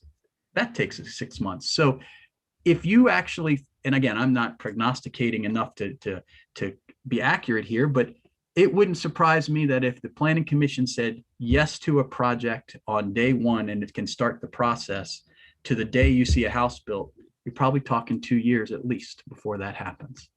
And so that's why, while that's going on, the town, which is why we had that big discussion about I&I and improvements, the town needs to be making sure that it is keeping its infrastructure up to date and it's not getting any worse. It's not getting better. And that's the whole plan, is that it all needs to happen on a moving scale, not on a stopped scale. And is it also correct to say that that if the overlay zone is approved tonight and the water capacity is not there, I mean, we will, at that point, we will not owe the Willards anything. Like, if we don't have the capacity, we can't give it to them. Is that correct? That's correct. What would be the effect? So let's just discuss this, the negative effects. I mean, not whether you should or shouldn't. That's a discussion on your next agenda item that you can get into. But if you grant the overlay tonight, you can't ungrant it later. Okay, I guess that's the only negative. You can't say, well, we don't have capacity now. I'm not going to let you do the overlay. The overlay is now attached to the property and it can be done. But their ability to realize the benefits of it cannot happen unless you have the capacity. And that can't happen unless the planning commission and the applicant work through the process to make sure it can be done. An example, and I know you know these examples, but I assume there's people watching, and I want to kind of give an example that we talk about water, we talk about sewer like they're absolutes, and it's related to a plan that you've seen that has plenty of little boxes that represent the houses. Those houses may not be exactly where they're saying them now. There may not be that number because they have to deal with things like stormwater. And when the stormwater review happens, they have to work out calculations to say, well, where can we put stormwater retention and treatment and things like that? That may alter the number of houses to a lesser amount. That may alter where houses can be built because certain areas can permeate the soil, certain areas can't. So there are many constrictions that have yet to be determined. And that's always the problem, not just with your town, but with all the towns around the state, across the country, is what we would really like to see is the final engineering of a project. What is it actually going to look like? We'd like to see that up front. But you can't get to that until you go through this entire other process. But the beautiful part of this is the citizens aren't paying for that. The applicant who wants to make something of their land is the one who is at risk this whole process. So back to your issue, Commissioner, if you give this, yes, it applies to the property, but they still have to go through an entire process, and we are not obligated to do anything unless we have facilities to serve them. And I'm asking these questions because that's the single biggest thing I'm hearing from residents is like, are you sure that we have the water, the sewage capacity, the drinking water, to do this? Are you sure we have it? Are you sure you have it? That's why I'm harping on this, wanting to get an audit, wanting to get an independent person in here, because, if for nothing else, like, the redundancy of opinions, something I can point to when people ask me about this. I can say, well, not only did Wade, who knows what he's talking about, say it, and John Strong knows what he's talking about, say it, but these independent auditors also said it, or whatever. That's why I'm asking these questions, and I think Carrie had really good questions too, and I think you're explaining it is good for the people to hear that are watching. I'd also like to hear, I don't want to spend an hour on it, but like, between you and Wade, or you, Wade, and John, like to sort of like go through the points of that lawyer's letter and sort of like explain to us, like, if they're valid or not valid. I'd be happy to. Let me go just back up from one thing that you just said, where people are concerned about capacity, because they should, right? I mean, they're here and they want to make sure when their toilet's flush, it goes down the drain, and when they turn the tap on. I get that. We all live in towns like that. But one of the things that you have to compare that to is they're comparing it to the cornfield because there's no houses there. And that is still the wrong comparison. The comparison is, what can the property be used for right now? Because the property owner has the right to build under the existing zoning right now. And so this isn't accurate, okay? This is just a hypothetical. But let's say there's a 20-acre piece of property and you can have half-acre houses on it. That would be 40 houses that I could come in and say, I'm in the town, I'm zoned, I want my houses by 40 acres, I want my 20 houses. You would tell them, we have to go through the planning process. And you would tell them at that time, hey, we don't know that we have capacity for 40 houses. We may not be able to build. So I know bigger numbers make people scared, but the concept is the same. Any development on that property would have to go through, and any capacity issues would have to be dealt with regardless. As to the letter, it deals specifically with the Willard project. And I don't know if that's your next agenda item. I'm prepared to talk about that or move right into it, Madam President, if nobody else has any general questions. However, you'd like to move forward. So anyone else? The only other thing I have is I think this is for a future meeting, maybe, Jay. Maybe this is on the next agenda. But you and I have had the discussion, and I think you sent an email out to this board, and I don't think you heard back. But like, do we want to work on this process of like concept to like sketch to all that?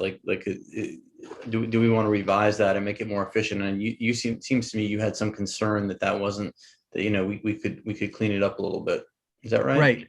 That is, and that still deals with the general issue. It goes back to where we started this discussion, where I said concept plan. The president and I said concept plan. A lot of other places have a 3-step process. Sometimes they have 4: a concept plan, a preliminary plan, and a final plan. And it's like a funnel.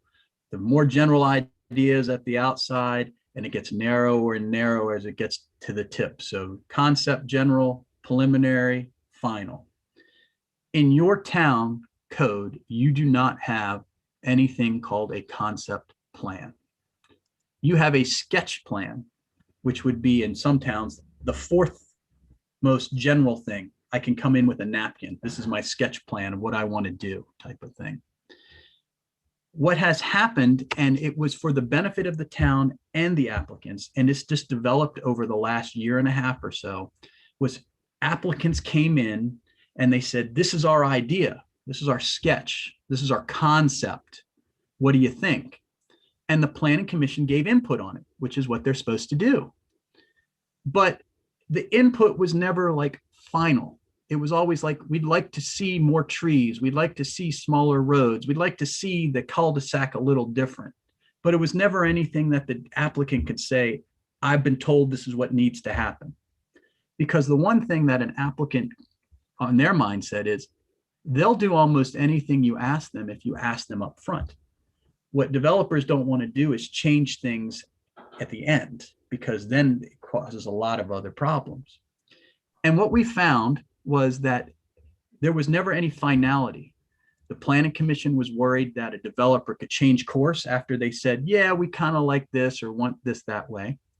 And the developer was worried that the town could come back and say, we don't like what you did, even though we kind of nodded our head and said we kind of, we're lukewarm to this.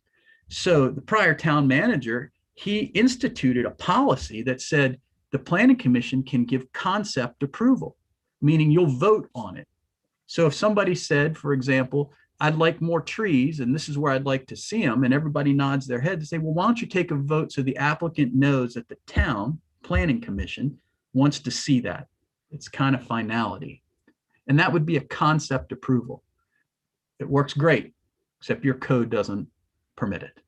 So the memo I sent to you all around was, maybe that's something you'd want to discuss, is getting more definitive processes in place so that you could have this concept approval to protect everybody, because nobody wants to come in and then find out they changed horses in the middle of the stream. And Well, Can we start that process? yeah, would you be able to send that to us again, Jay? If the rest of the board agrees, if this is something we should at least discuss, maybe you could send that again and we could like have this discussion at our next meeting, and maybe it needs to be revised. It sounds like it does. I always value your advice, and it sounds like you're saying that it could be done more efficiently and fairly. I'd be happy to. I mean, I'll send you that memo, and I think attachments of some other towns that do it, so you can kind of see just generally what they require. Yes. And I want to ask a quick question, Jay. So is this a process that the commissioners would approve, but then the planning board would follow? you'd want the planning board, that would be yes, the commissioners would approve it and the planning commission would follow it, because you're going to change the code. But you need the planning commission to buy into it, because it's a subdivision regulation. So you got to work together. My memo went to both of you. Okay. And your process works fine. I'm not saying that there's something wrong with it. What I'm saying is you're not really following your own process. So either you follow your own process or you adopt regulations and ordinances that create the real process that you're actually doing. So let's is there an appetite to tackle this, you guys, in a future meeting? Yeah, it sounds very important, right? It sounds like we need to get this well organized. And if there's more steps along the way, then, maybe that's a good thing for everyone to review. I'll send us something around again, and I sent it to the planning commission, and we all got to be on the same page. And then Carrie, can you put it on the next meeting? So you want me to, whether we adopt it or not, at least we can talk about it, or whether we adopt something or not. Okay, I'm sorry to divert there. You can go back to if you would please, going through that letter. okay. Thank you, Jay. So if we're good with the general issues, then let's get into the specific. As far as the specifics of this agenda item, LLC Village Overlay, and I think that the applicant or the applicant applicant's attorney is in the waiting room to talk about this. So, you know, I don't want to take all the oxygen out of the air, but I wanted to talk about the letter because you guys did ask about that. And it was read into the public comment. You know, the first thing that you have to kind of acknowledge is the fact to all of us at 11 last night. And so when the night before the big meeting, it really is prejudicial to you all because legal counsel about it, you all don't get a chance to really ponder a lot of this. And there's really no excuse for this because this project has been going on for quite some time. Points could have been raised a lot earlier. However, they are still have been raised, and the important part to realize is that a lot of the things that are in this letter are state your planning documents, your master plan, do not address what you're doing. And I guess 45 minutes ago when I started speaking, I told you the genesis of how everything came about, and that your planning commission and your master plan, the genesis came straight from that and talked about infill development. They didn't talk about transitions, but that's not relevant to this subject. This subject is how are you dealing with in developments. They talk about a case that was decided with Frederick County, and the argument that is being made, and I'm not going to make them on behalf of the applicant, that's their job, but the argument that's being made is that the master plan's needs and guidance are actually being met by this. Not apply this to, as I told you before, the Bricken property or the Willard property. That's what they're really saying is that your zoning ordinance that adopted overlay designation was invalid. You see what I'm trying to get at here is the arguments are saying that the zoning ordinance is valid, not your application to these properties. And if that were the case, this should have been challenged some time ago. To like water resources and their actual capacity, those are implementation issues. They're not overall general issues. This is akin to saying we shouldn't have any more zoning or any more residential zoning. That's not how you regulate this. You regulate this on whether or not you're going to allow development and allow approvals of plans and building permits. So I know that's kind of an esoteric discussion for you, but the idea here is that this letter highlights general issues dealing with this project that are really relevant to whether or not the zoning ordinance itself should have been adopted. And you already debated that out years ago. I know we received a counter letter that I emailed to you all later this afternoon from the applicant. And instead of me explaining that, I know the applicant's attorney's here. If it's good with you all, it would be easier and better for him to explain it and advocate on his client because you're my client.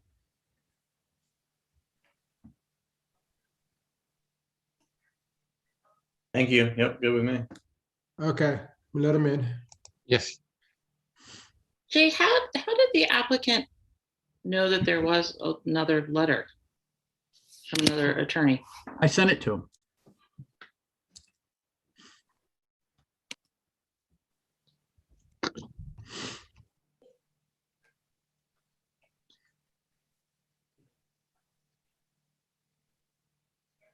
You're on, Mr. Clifford.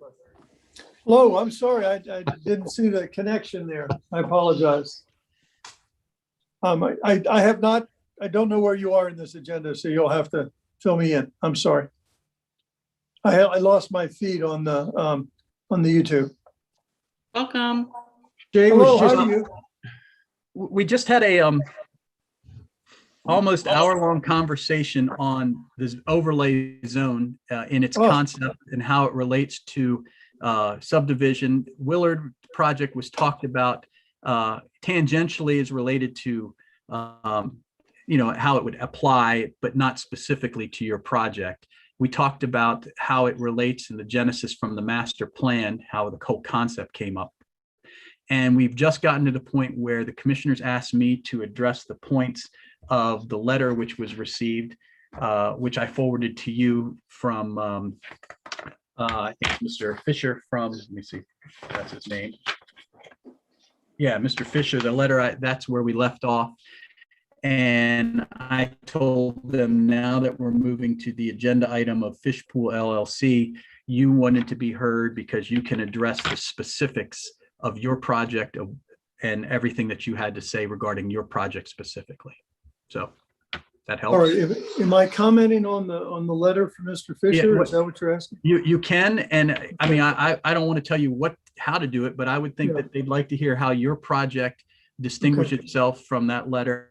Have they seen my letter, my I response? emailed letter? it. I did email it out, but I don't know who it's, I think they're all nodding their head. I that they read it. have Yes, we got it and read it. Yes. Okay, I apologize if it's a little disjointed because I had a very full agenda today myself that got to me in the morning. I wasn't able to address it until the afternoon. Did not see a lot of sense in what was being said in the letter because it seemed to ignore the reading of the master plan altogether. My letter was trying to do nothing more than just to point out so many places in that master plan that talks exactly about what the Willards are trying to do. The Willards in their approach was basically to go to the master plan, find out what everybody wanted, go through the testimony from the last hearings, from the first plan that was submitted, go through the things that were given to us by the opposition group last time to understand everything that everybody was concerned about. And then we submitted accordingly. So to have someone say that we missed missed by a mile because of the master plan didn't anticipate us. We didn't understand that. And my letter was to do nothing more than to redirect things that I know you guys already know. I mean, I know that everything in that letter is, you're familiar with your own master plan. So I didn't really need to recite it, but actually it looked like one place I recited myself twice. I apologize. I was on the road trying to do this letter and get something to you all before the hearing tonight. I'm sorry I missed your discussions. I would love to have heard them, but I lost the YouTube feed and I was not able to listen to your comments. My hope was, and what I discussed at the Planning Commission before their vote to recommend us, was that I feel like the hearing has been done, the public testimony is over, the record is closed, and all we were doing was coming back on a correctional item. It seemed to me that you guys were misinformed as to what took place at the Planning Commission regarding approval of a sketch plan. And that really the only thing that was before you last time we were in meeting with you all was, are you for or not for the utilization of the overlay zone? Once that's done, once that decision's made, we're back to the Planning Commission starting from scratch. Well, not quite from scratch because we did quite a bit of work to present a plan as we were requested to do. A lot of detail. We tried to give you all the full vision, or the Planning Commission, the full vision, and provide the planning commissioner, excuse me, the town commissioners enough vision for you to make a decision on whether you think the overlay zone is the better choice to the split zone. Because if we're manacled to the split zone, we can't do as good a project. It's just that simple. That's all I have. I'm hoping you guys will be taking a vote tonight. That's what I was expecting when it came back to you. Great, thank you. Does anyone have any questions for Mr. Clifford? I do have a question. I know I know you probably answered this about 100 times already. So apologies for that. But I know you got input from quite a number of organizations like the Moms Group and the Historic Medley District. Do you happen to have, just off the top of your head, all the names of the organizations that you spoke with? Well, it's not quite that long a list. I mean, we really basically made invitations, didn't get to talk to everybody. We asked the seniors group, for instance, we tried to schedule something with them a number of times. I think their record will show that we just were not able to accomplish a meeting with the seniors group, but right. given the fact that their lawyer is as old as he is, we felt like we had some idea on what the seniors were thinking. But the planning commission, the Parks Board, we met with several times. The Historic Medley Group, we met with several times. The Moms of Poolsville, we met with. Then when we came back to the Parks Department, we invited everybody back with us. And we had a good attendance. So a lot of the groups that we had met with personally, one-on-one, were then invited to come back and hear our presentation with Parks and get a chance to speak again. So it was a pretty full opportunity or agenda to deal with what we were trying to envision. And a lot of what you see is got their fingerprints all over it. Yeah, thank you. That helps me quite a bit. I appreciate Sure. that. Thanks. Of course. Anybody else have any questions for Mr. Clifford while he's here? I do not. Yeah, I'll just ask one question. And thank you for coming, Mr. Clifford and Mr. Willard. And when you just said that without that overlay, that you wouldn't be able to do as good a job as you would like. All right. And what could you maybe just share a little bit about what that would look like and why that overlay is so important to this project? Of course. I think generally speaking, most planners will tell you a split zone on a single parcel is a bad idea. It creates problems in planning that you don't want to have. When I was rezoning the agricultural fairgrounds down in Montgomery County in Gaithersburg, we had a split zone down there. It was, are you all still with me? Because I have a blank screen now. Yes, yes. Okay. Yes. All right. We were kind of a planning hole in Gaithersburg, the air fairgrounds was. Since the fairgrounds had been established, no one really bothered to pay attention to the zoning. And so we had an industrial zone and a high or low density residential zone in the Ag Center. We came up with what we thought was a wonderful vision for the Ag Center that the city really dearly loved. But we knew we couldn't do it with that zoning line right down the middle. So we met and over the span of a period of time, we were able to get it rezoned mixed use or I want to say CBD, Central Business District. And that gave us a lot more flexibility to do what the town wanted and what we thought made the most sense. This is a lot similar to that. That zoning line is problematic.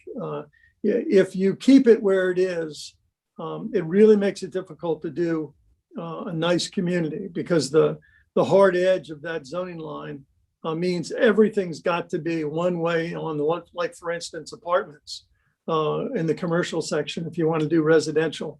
And then the backside is half-acre zoning, which doesn't make a lot of sense either, especially given the master plan and its intention, both inside and outside of the overlay perspective, of trying to do something in town that was going to add residences, but yet at the same time, by scale and by number, would fit nicely with the town center.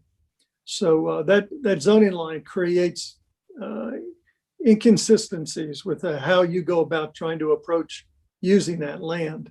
And everything we've looked at commercially on the commercial side, which is really the front end, the face of this project, the commercial forces us to do things that we don't think are nearly as nice or nearly as appropriate for that space as what the overlay zone allows us to do.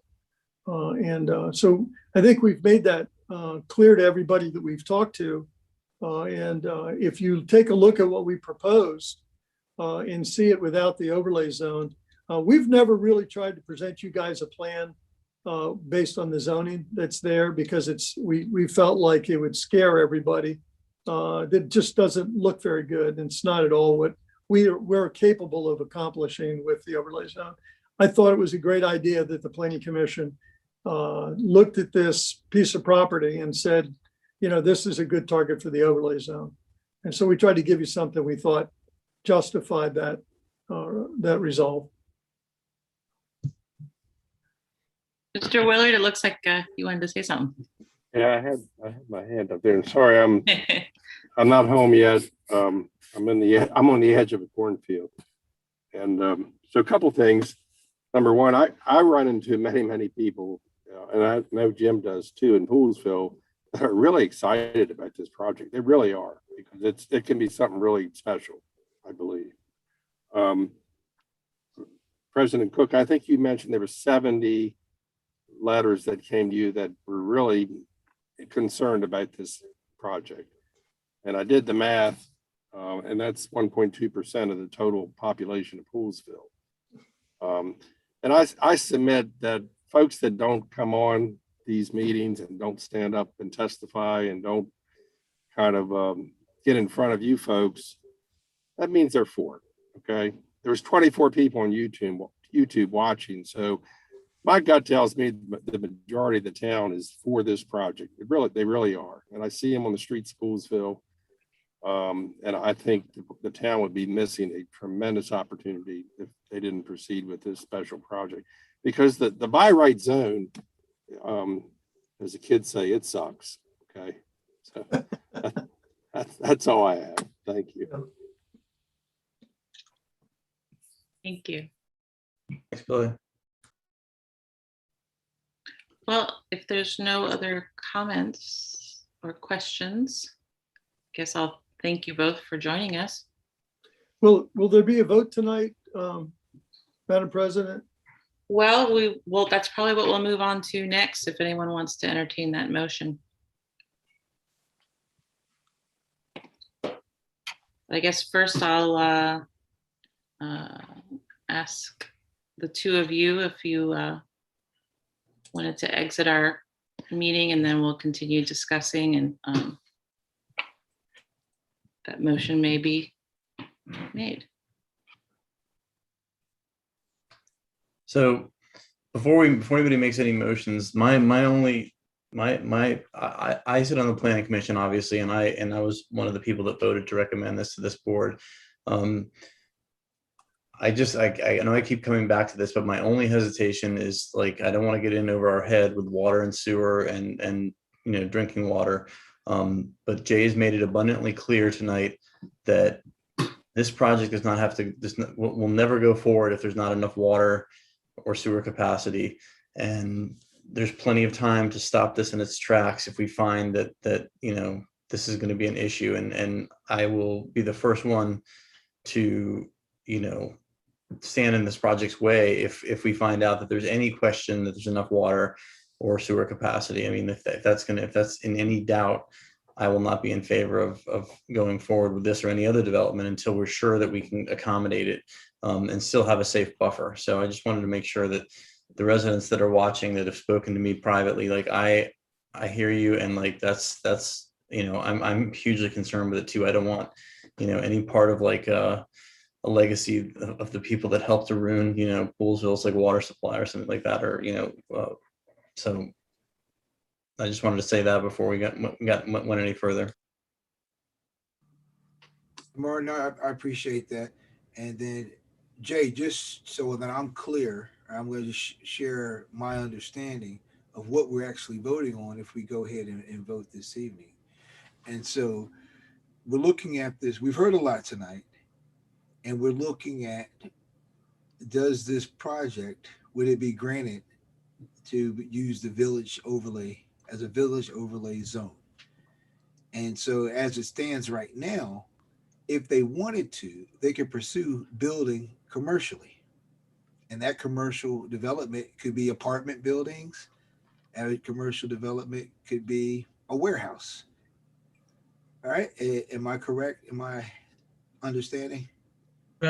You are correct. You tonight are, if you do this, you are deciding to apply the overlay zone based on the findings that were presented to you from the Planning Commission. I think that was emailed from Wade to everybody. Okay. And that would replace or augment the current zone, which is currently commercial/residential on parts of the property. And the commercial/residential uses there are the ones in the code, and the examples that I had is, I don't know whether warehouse, but big box 7-Elevens, Dunkin' Donuts, the things you see across the street from it, those could happen there. And certainly apartment complex is a residential use, and that could happen there. So those are things that could happen there. If you need some other examples, I'm sure Wade or John could give you, but those are some examples of what could happen there right now without the overlay. Because what I'm wrapping my head around, and I read all 84 comments, and I remember that what we talked about in the past. I've thoroughly gone through the village overlay zone description with my highlights and circles and so forth. And so it's my understanding, if there was a vote in favor of the overlay, that gives us an opportunity to have a little bit more voice in how that project is developed. Where it stands right now is that if we voted against the overlay, they still can develop the land. And they'd have to meet certain qualifications, and such as the water capacity and so forth.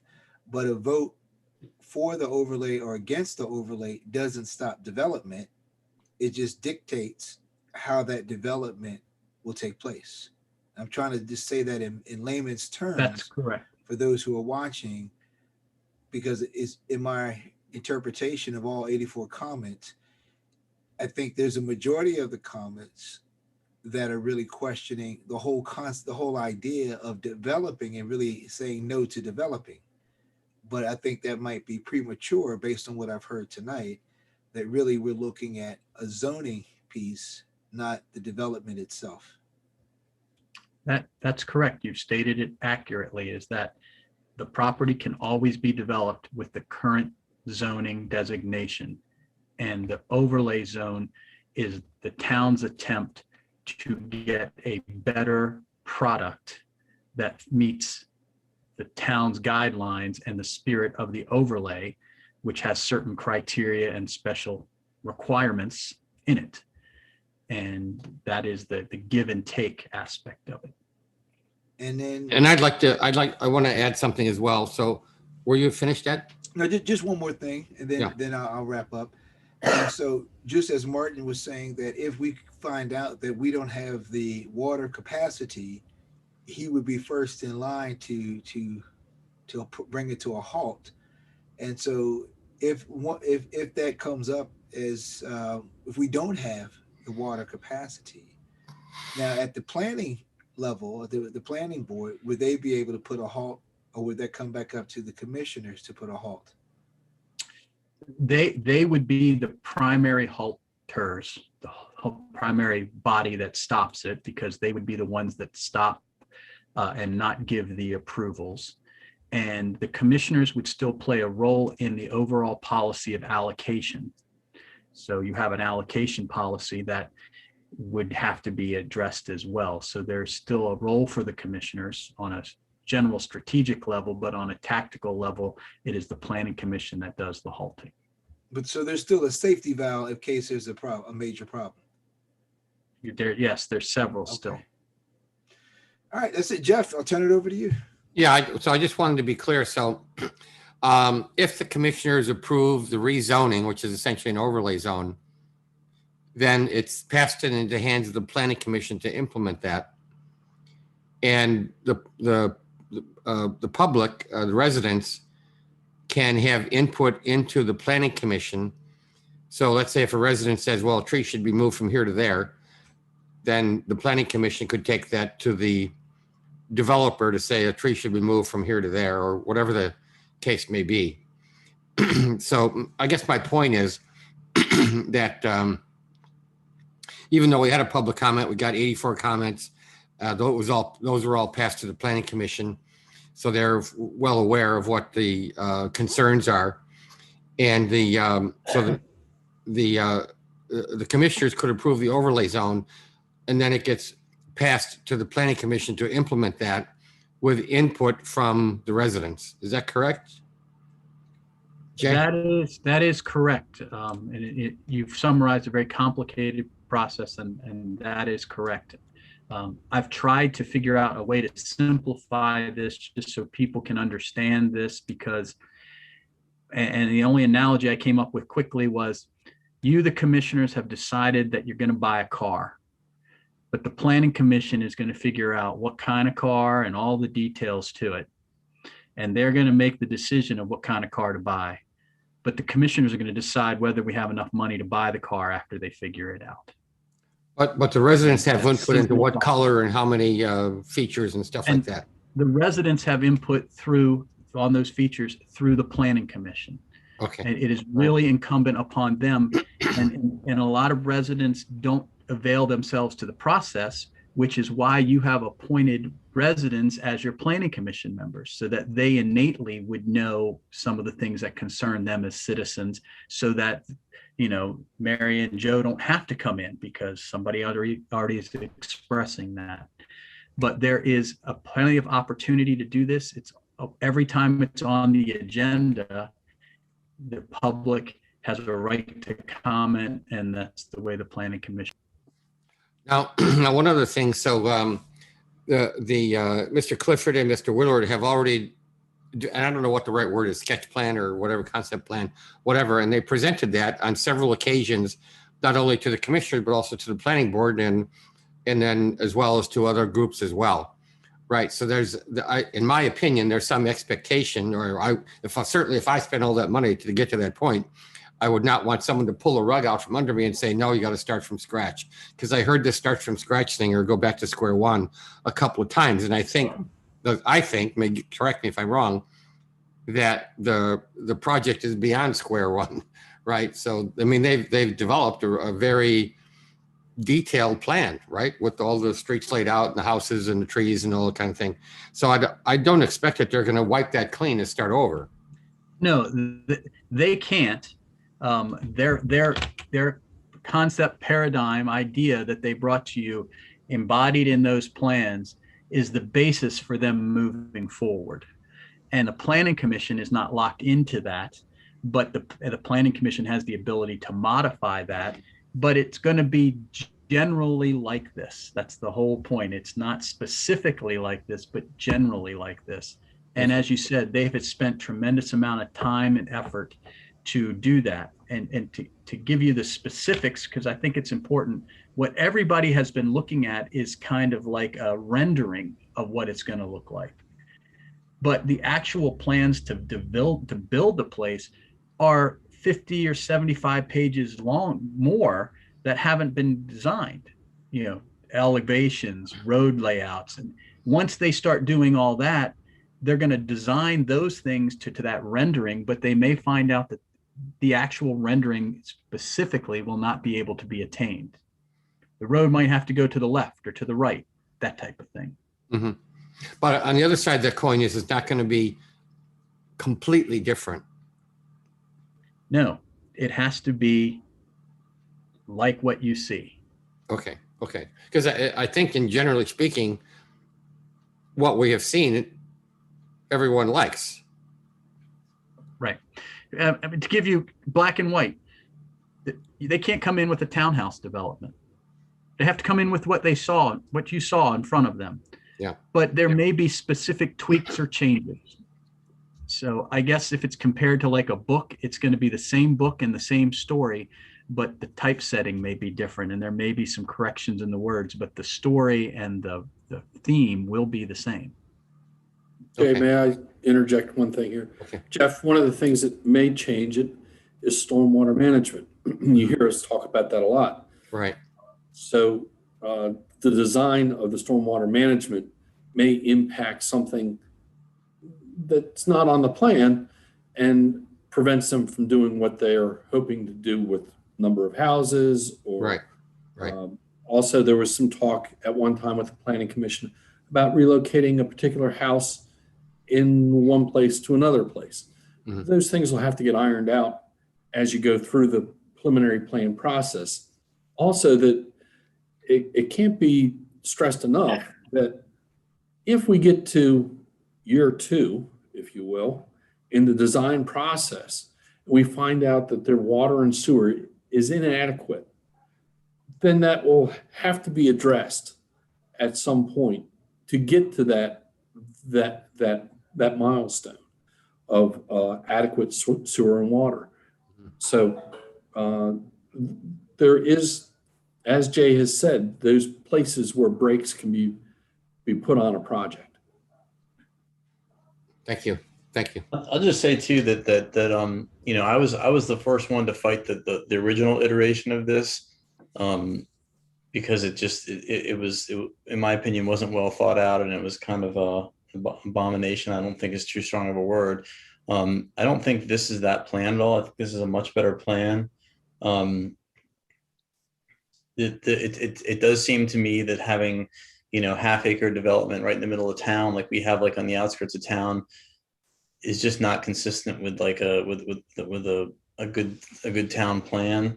I really like all the things that they're throwing in, like the connectivity to the John Poole House, the walking trails, the playgrounds, and there's more that, you know, we have a very strong planning commission, in my opinion, at this time, and I think that they will work hard and do a good job to shape it. I don't think they're going to just rubber stamp anything. I think you can count on them to do the right thing. And again, like I'll say it again, like if there's any question at all about the water or sewer capacity, like, you know, I will not advocate furthering this any further than where we are at that time. And again, Jay has told us we have ample time to put the brakes on it. So we can take time, do a study, do an audit, figure out, like get the experts in here, figure out, like, you know, as far as I'm concerned, like several opinions is you know, we need to get several opinions. We can't just have like one or two people. We gotta really have, you know, really be sure about this.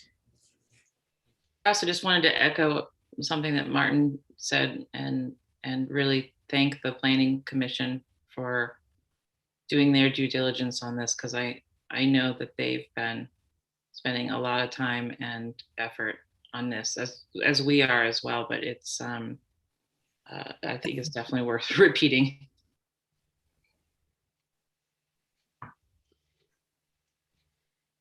Well, does anyone want to entertain a motion on this item?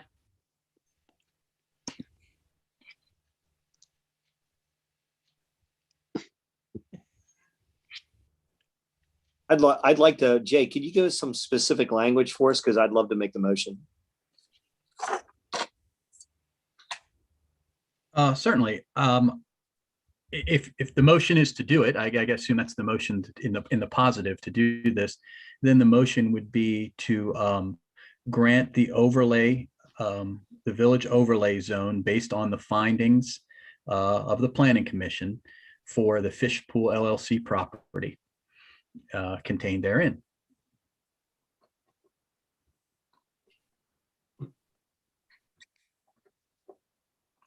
Okay. I'd like to make that motion. I'd like to make a motion that we grant the village overlay zone based on the findings of the Planning Commission for the Fishpool proposal as presented. Would anyone like to second that? I will, because otherwise they're going to stare at each other all night. Thanks, Joe. Thank you. Why don't we do a roll call vote on this? Jim, how would you like to vote? Absolutely in favor. Jeff? Yes. Martin? I'm going to vote in favor with again stipulation that if the water is in question, we will halt it. Thank you. Ed? I'll vote in favor with the same stipulation that if there's not enough water, if there's a water issue. But so yes. Thank you. And in an effort to, I guess, give voice to the residents who have urged us to vote against it, I'm going to vote no. So the motion carries.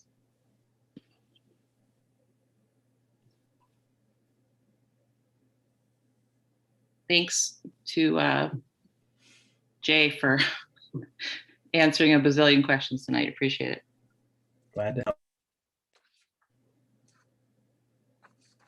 So now we are on to adoption of ordinance number 218, fiscal year 22 budget.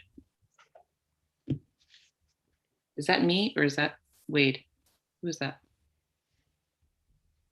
That could be either one. It's the ordinance that adopts the tax rate and the operating budget for year 21. We've been through the public hearing process. It was introduced on April 19th. Public hearing was on May 3rd and adopted on hopefully tonight.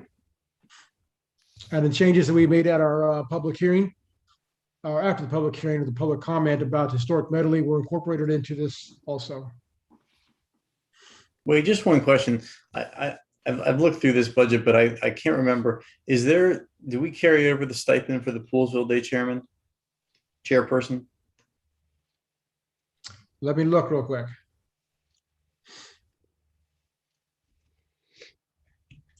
I know we didn't discuss that at all.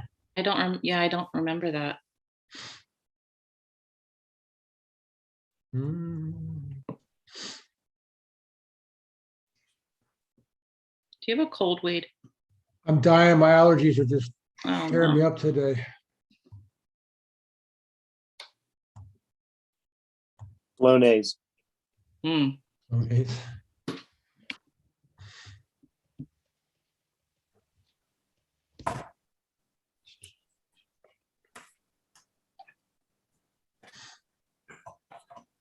Give me a second. I'm going through a PDF here, so it's like.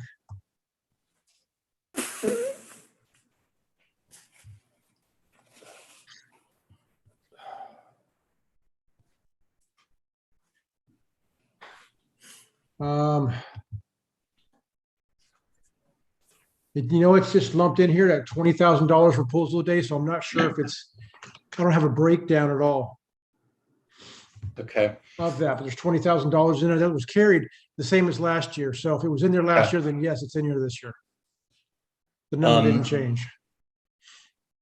Yeah, so just as long as there's a mechanism, like, to divert some of that money to keep that stipend consistent, because it doesn't make sense to do it one year and not other years. And I know the chairperson works extremely hard, so there's no need to make any changes as long as there's a mechanism to get that money to them.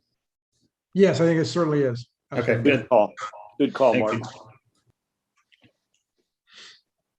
you. Okay, so staff recommends the approval of the ordinance and adoption of the budget and tax rate. Does anyone want to make that motion? I make a motion to adopt the fiscal year 22 budget, adoption of ordinance number 218. Thank you. Second thought. Thank you. All those in favor? Aye. Aye. Motion carries. Town managers report. Yes, ma'am. The update on the HR and town manager. For the RFP for the HR was sent out May 4th, due June 4th. We had one person had questions, nothing else. On the town manager, it was sent out on May 6th. It was posted May 6th to 9 different places. It's due June 7th. We received 12, and we have 2 volunteers for the inquiry that we posted on Facebook. So that's where we stand right now. So That's you good. received, That's more movement than last time I spoke with you. That's great. Right. so Bobby, that was 12 applicants? Yes. Excellent. And guys, one thing, I was talking to Bobby earlier. First of all, let me just say to Bobby, I know you're not done your town manager report, but thank you for everything you're doing. I know you're out of your comfort zone, and I know that was a rough PC meeting we had, and you did the best you could. So I appreciate that. But one of the things when we send out the ad for town manager again, like I'm sure we'll have to renew it at something. I think it's in there specifically says you have to live within half an hour. I generally agree with that, but I think that if someone lives 35 or 40 minutes and they're really well suited for the job, really perfect candidate, I think that I could personally live with that. And if you all feel the same way, maybe we should change the wording to finesse it a little bit so it's not strictly like 30 minutes or less. I mean, what does that even mean? Like 30 minutes at rush hour, 30 minutes in non-rush hour? I think we could say something like, needs to live within a specific, distance or something like that, and leave it sort of more vague, and then make the decision, as the time comes, depending on the applicant, kind of thing. Yeah, I think we could use the words like preferred. Yeah, Um, preferred is a good word, and they are preferred but not necessary kind of thing, because, you know, 35 minutes and they're the perfect applicant. I'm okay with that. I mean, who in this area doesn't commute that long, and you know, everything is so online now that, you know, look at Preston. I mean, he gets here from a long way away and never misses any work, and you know. Yeah, I agree with that. I think preferred would be the way to go, because I hate to see a great candidate be 5 minutes away from the time frame and miss out on that. Yeah. It's not stopping them though. I have one from Rhode Island, one from Washington State. So there's, well, I mean, that's, you know, probably That's full two would that would conceivably be, move. Rhode Island's a hell of a commute. yeah. It's Washington State. Yeah. But if they're willing to relocate, you know, then and they look good, why not interview them? Right.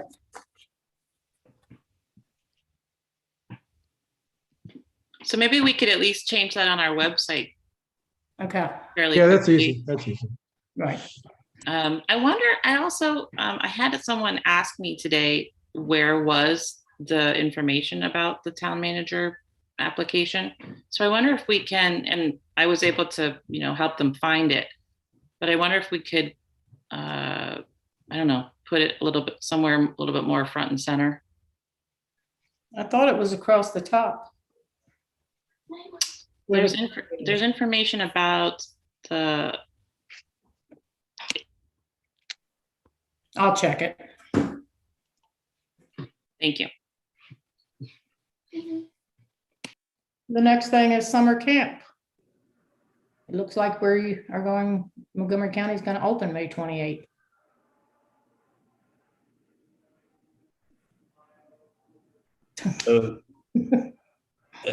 I guess, Bobby, you and I talked about this earlier today. I guess we'll have to wait and see, you know, the opening part in some ways to me is the easy part, like, but are there any, the devil's in the details kind of thing? Are there any hoops that we have to jump through in order to accommodate the county that are, you know, impossible or difficult to do? And if not, then, you know, I guess I'd be in favor of getting it back on. But I think we need to wait and see exactly what you know, what kind of stipulations there's going to be. You can open if, you know, XXX, like, we need to see what that if is, in my mind. Jeff did research on that for me today. Yes, On the county, are there going to be any stipulations about opening the camp? I can read it to you at 50. Well, this is going to be effective May 28th at 6 a.m.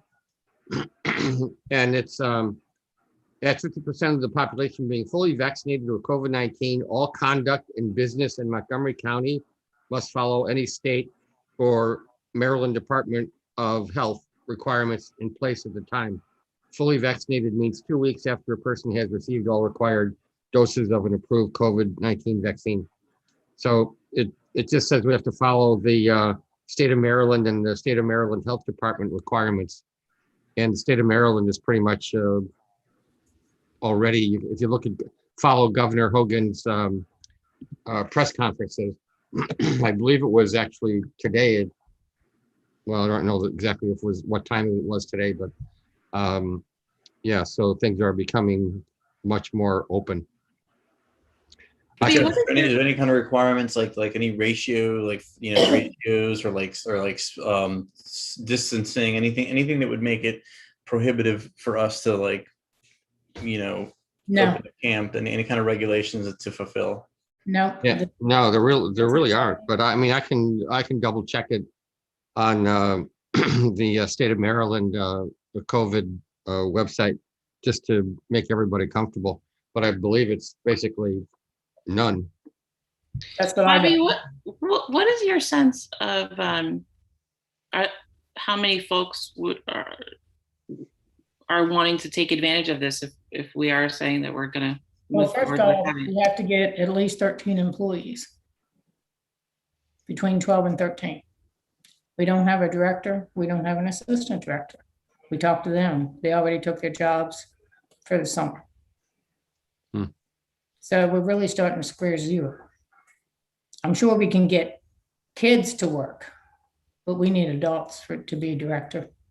and assistant directors. So far, we haven't found anybody.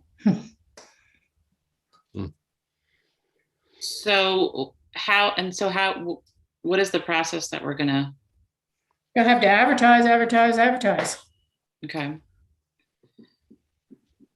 So maybe what we do is we keep an open mind about this. We try to, Bobby keeps pursuing, trying to find people to run the camp, and we keep looking into it if there's any other restrictions, and if we can find people and it looks good to go, then we revisit this. But I know we're getting down to the wire on like when we have to make this decision, are we not?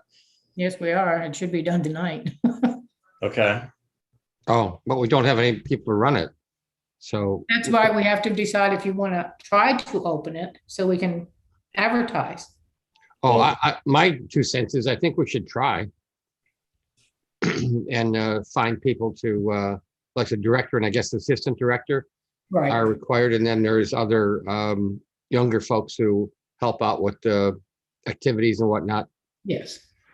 But what's our basically like our absolute cutoff date, Bobby? Where like if we can't find somebody, we just we can't keep kicking the can down the road. We have to say no. Do we have like can we buy ourselves another month or like 3 weeks? Or You can't buy a month. can we put it off until the next meeting and see if we have any interest by then? Do you want me to advertise that we might possibly have a job? I would say advertise that we do have one, and then act as if we're gonna open it. And if we and this is my opinion, and if we can't find somebody, we'll deal with that at the time. But I would say advertise like as if we're gonna have it. Then there's a whole other discussion of if it does happen, how do we want to do the fee structure and everything like that. That's something I'd like to discuss too. But maybe that's for a different day, I guess. Well, we're gonna have to know how much it costs. Last year, 2 years ago, it was $70. That's $10 a week. The previous town manager wanted to raise it to $150 last year, but of course, we didn't have it. No, I think you're gonna outprice the very people that you're trying to help. Because I think there are probably several families here who have small kids and they're trying to figure out what are they going to do with their kids during the summer. And I think that even just looking at summer camps opening, and you hear the talk in the school system about summer school, but the reality is there's still a capacity issue inside the building. So if we got an outdoor summer camp and you have people just trying to figure out where they're going to send their kids, and the kids want to hang out with their friends, and not everybody can afford to go on vacation, I think a reasonable price, would be something that would be good for the community. And perhaps it's certainly a reasonable price. I mean, it's cheaper than like it's $70 a week. Did you say, Bobby? No, $70 for 7 weeks. It's $10 a week. Yeah. I mean, yes. Sorry. Yeah. I thought you said 70 a week. I mean, that's like in my mind, that's like giving it away. That's extremely reasonable. And I'd be curious to know the breakdown of how much the taxpayers subsidize that. I'm not advocating charging an exorbitant amount of money like the average summer camp, but maybe there's, maybe it's appropriate to raise it a little bit. I mean, that seems like incredibly cheap. And I get that we're trying to help our residents out, but I'd like to know the breakdown of how much the town is subsidizing that price, because there's got to be some subsidy, right? Just to cover employees, it would be $600 Per week. No, Per person. per person for 7 weeks. Okay. Holy moly. Yeah.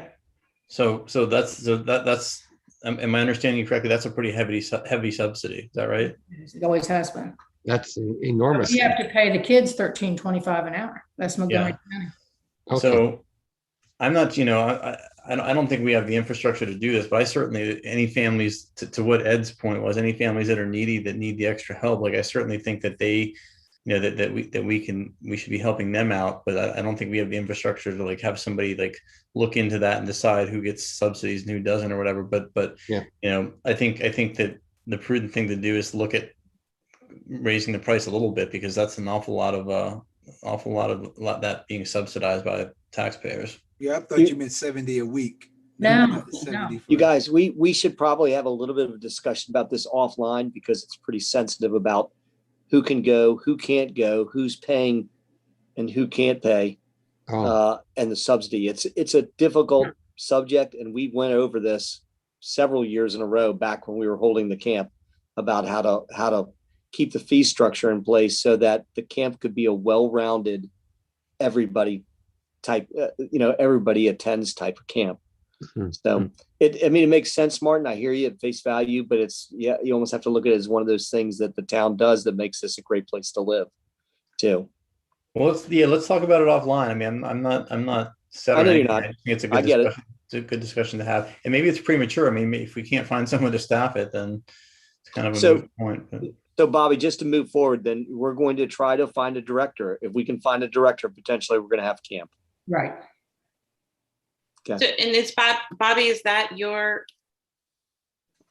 recommendation? I mean, we're finding out from the county that we can have the camp, but I guess the question is, should we have the camp? Yes, they depend on it. I mean, Okay. So if we're saying that we're going to move forward with finding staff, I mean, we are saying that we're holding the camp. Again, it's just if we can get a director, we can get staff to fill the rest of it, right? Bobby, is that what But you we guys are need saying? 2 people, right? We need 2 adults. Director and an assistant director.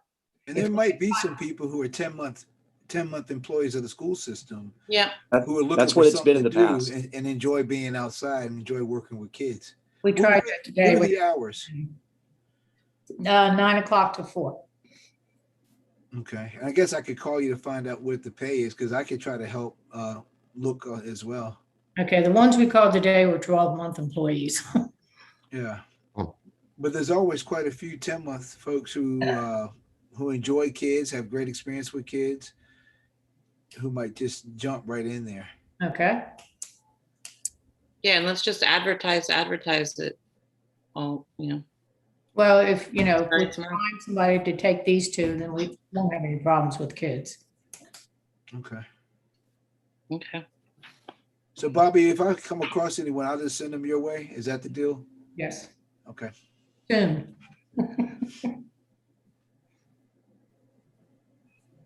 Okay, the next is historic signs. Martin, you said 5,000. We can get the ones that were approved for 6,500. I talked to Sarah Rogers and she said that I could ask for a mini grant for 2,500. And I think that's, to give the commissioners a background, the other commissioners a background on this, in case you forgot, this is something we dealt with like probably almost a year ago. And Sarah Rogers sent us an example of the type of sign that they approve.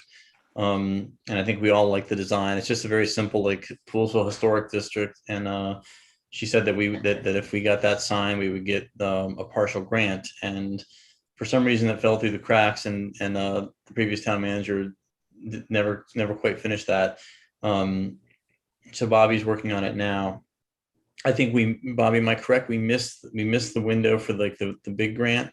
Yes, But is that right? right. But so she's offered to give us a mini grant. And that's the mini grant. Did you say how much that was? I missed it. 2,500. 2,500 out of the 6,500. Yeah. So we're still within budget.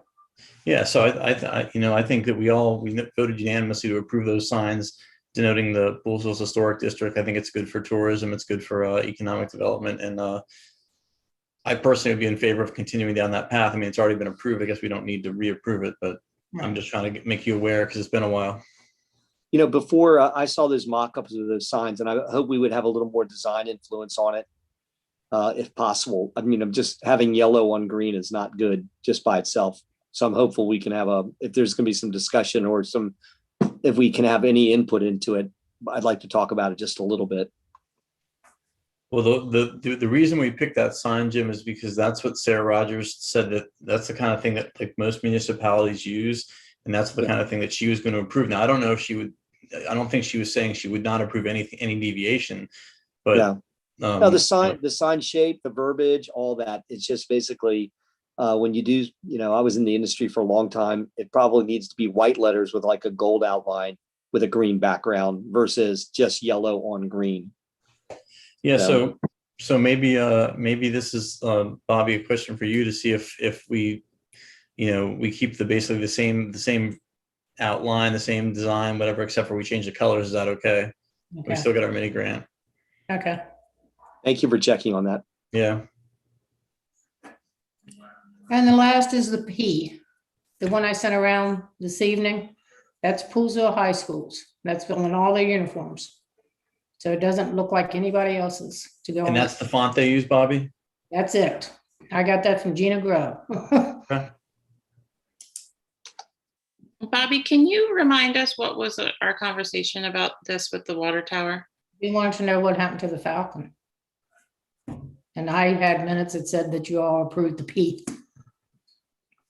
So I don't know if y'all want to go back to it. Bobby, how did you send that P again? Messenger, Facebook Messenger or just text? just text. Okay, thank you. I saw it. Don't remember what it looked like. It's just a plain old P.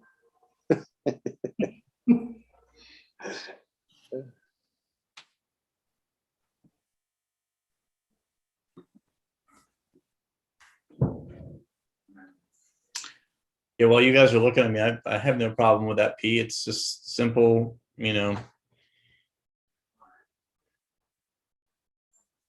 So that would be on the other side? Yes. So are you gonna have anything else besides the P, like the Falcon or anything else in the background? Or is it just gonna be the, Not that I know of, John. I don't know. okay, I knew the P was wrong. So I Right. got, understand. I like it. It's fine. Yeah, the P looks fine. Not too close to our Purdue. competition. no, not at all. Well, what's nice though, if this is this is the one you got from Gina, is consistent with our students at the high school. Right. Yeah, it's good. All right, sounds like we're happy, Bobby. Okay, John. Okay, I'll put a mock-up of just a P on the side of the tank. Thank you. That's all I got. Great, thanks, Bobby. Mhm. Would anyone like to make a motion to adjourn to close That's session? it'd be my pleasure. I make a motion, we adjourn. Second, Can we move the second meeting to some other day? It is almost 10 o'clock. Yes. Yeah. It's almost 10 o'clock. It's fine with me. If that's okay with everybody else. Do we have to motion for that also, or can we? No, if you were just motioning to adjourn, you were just going to adjourn. No, I'm talking about the closed meeting. He wasn't saying that though.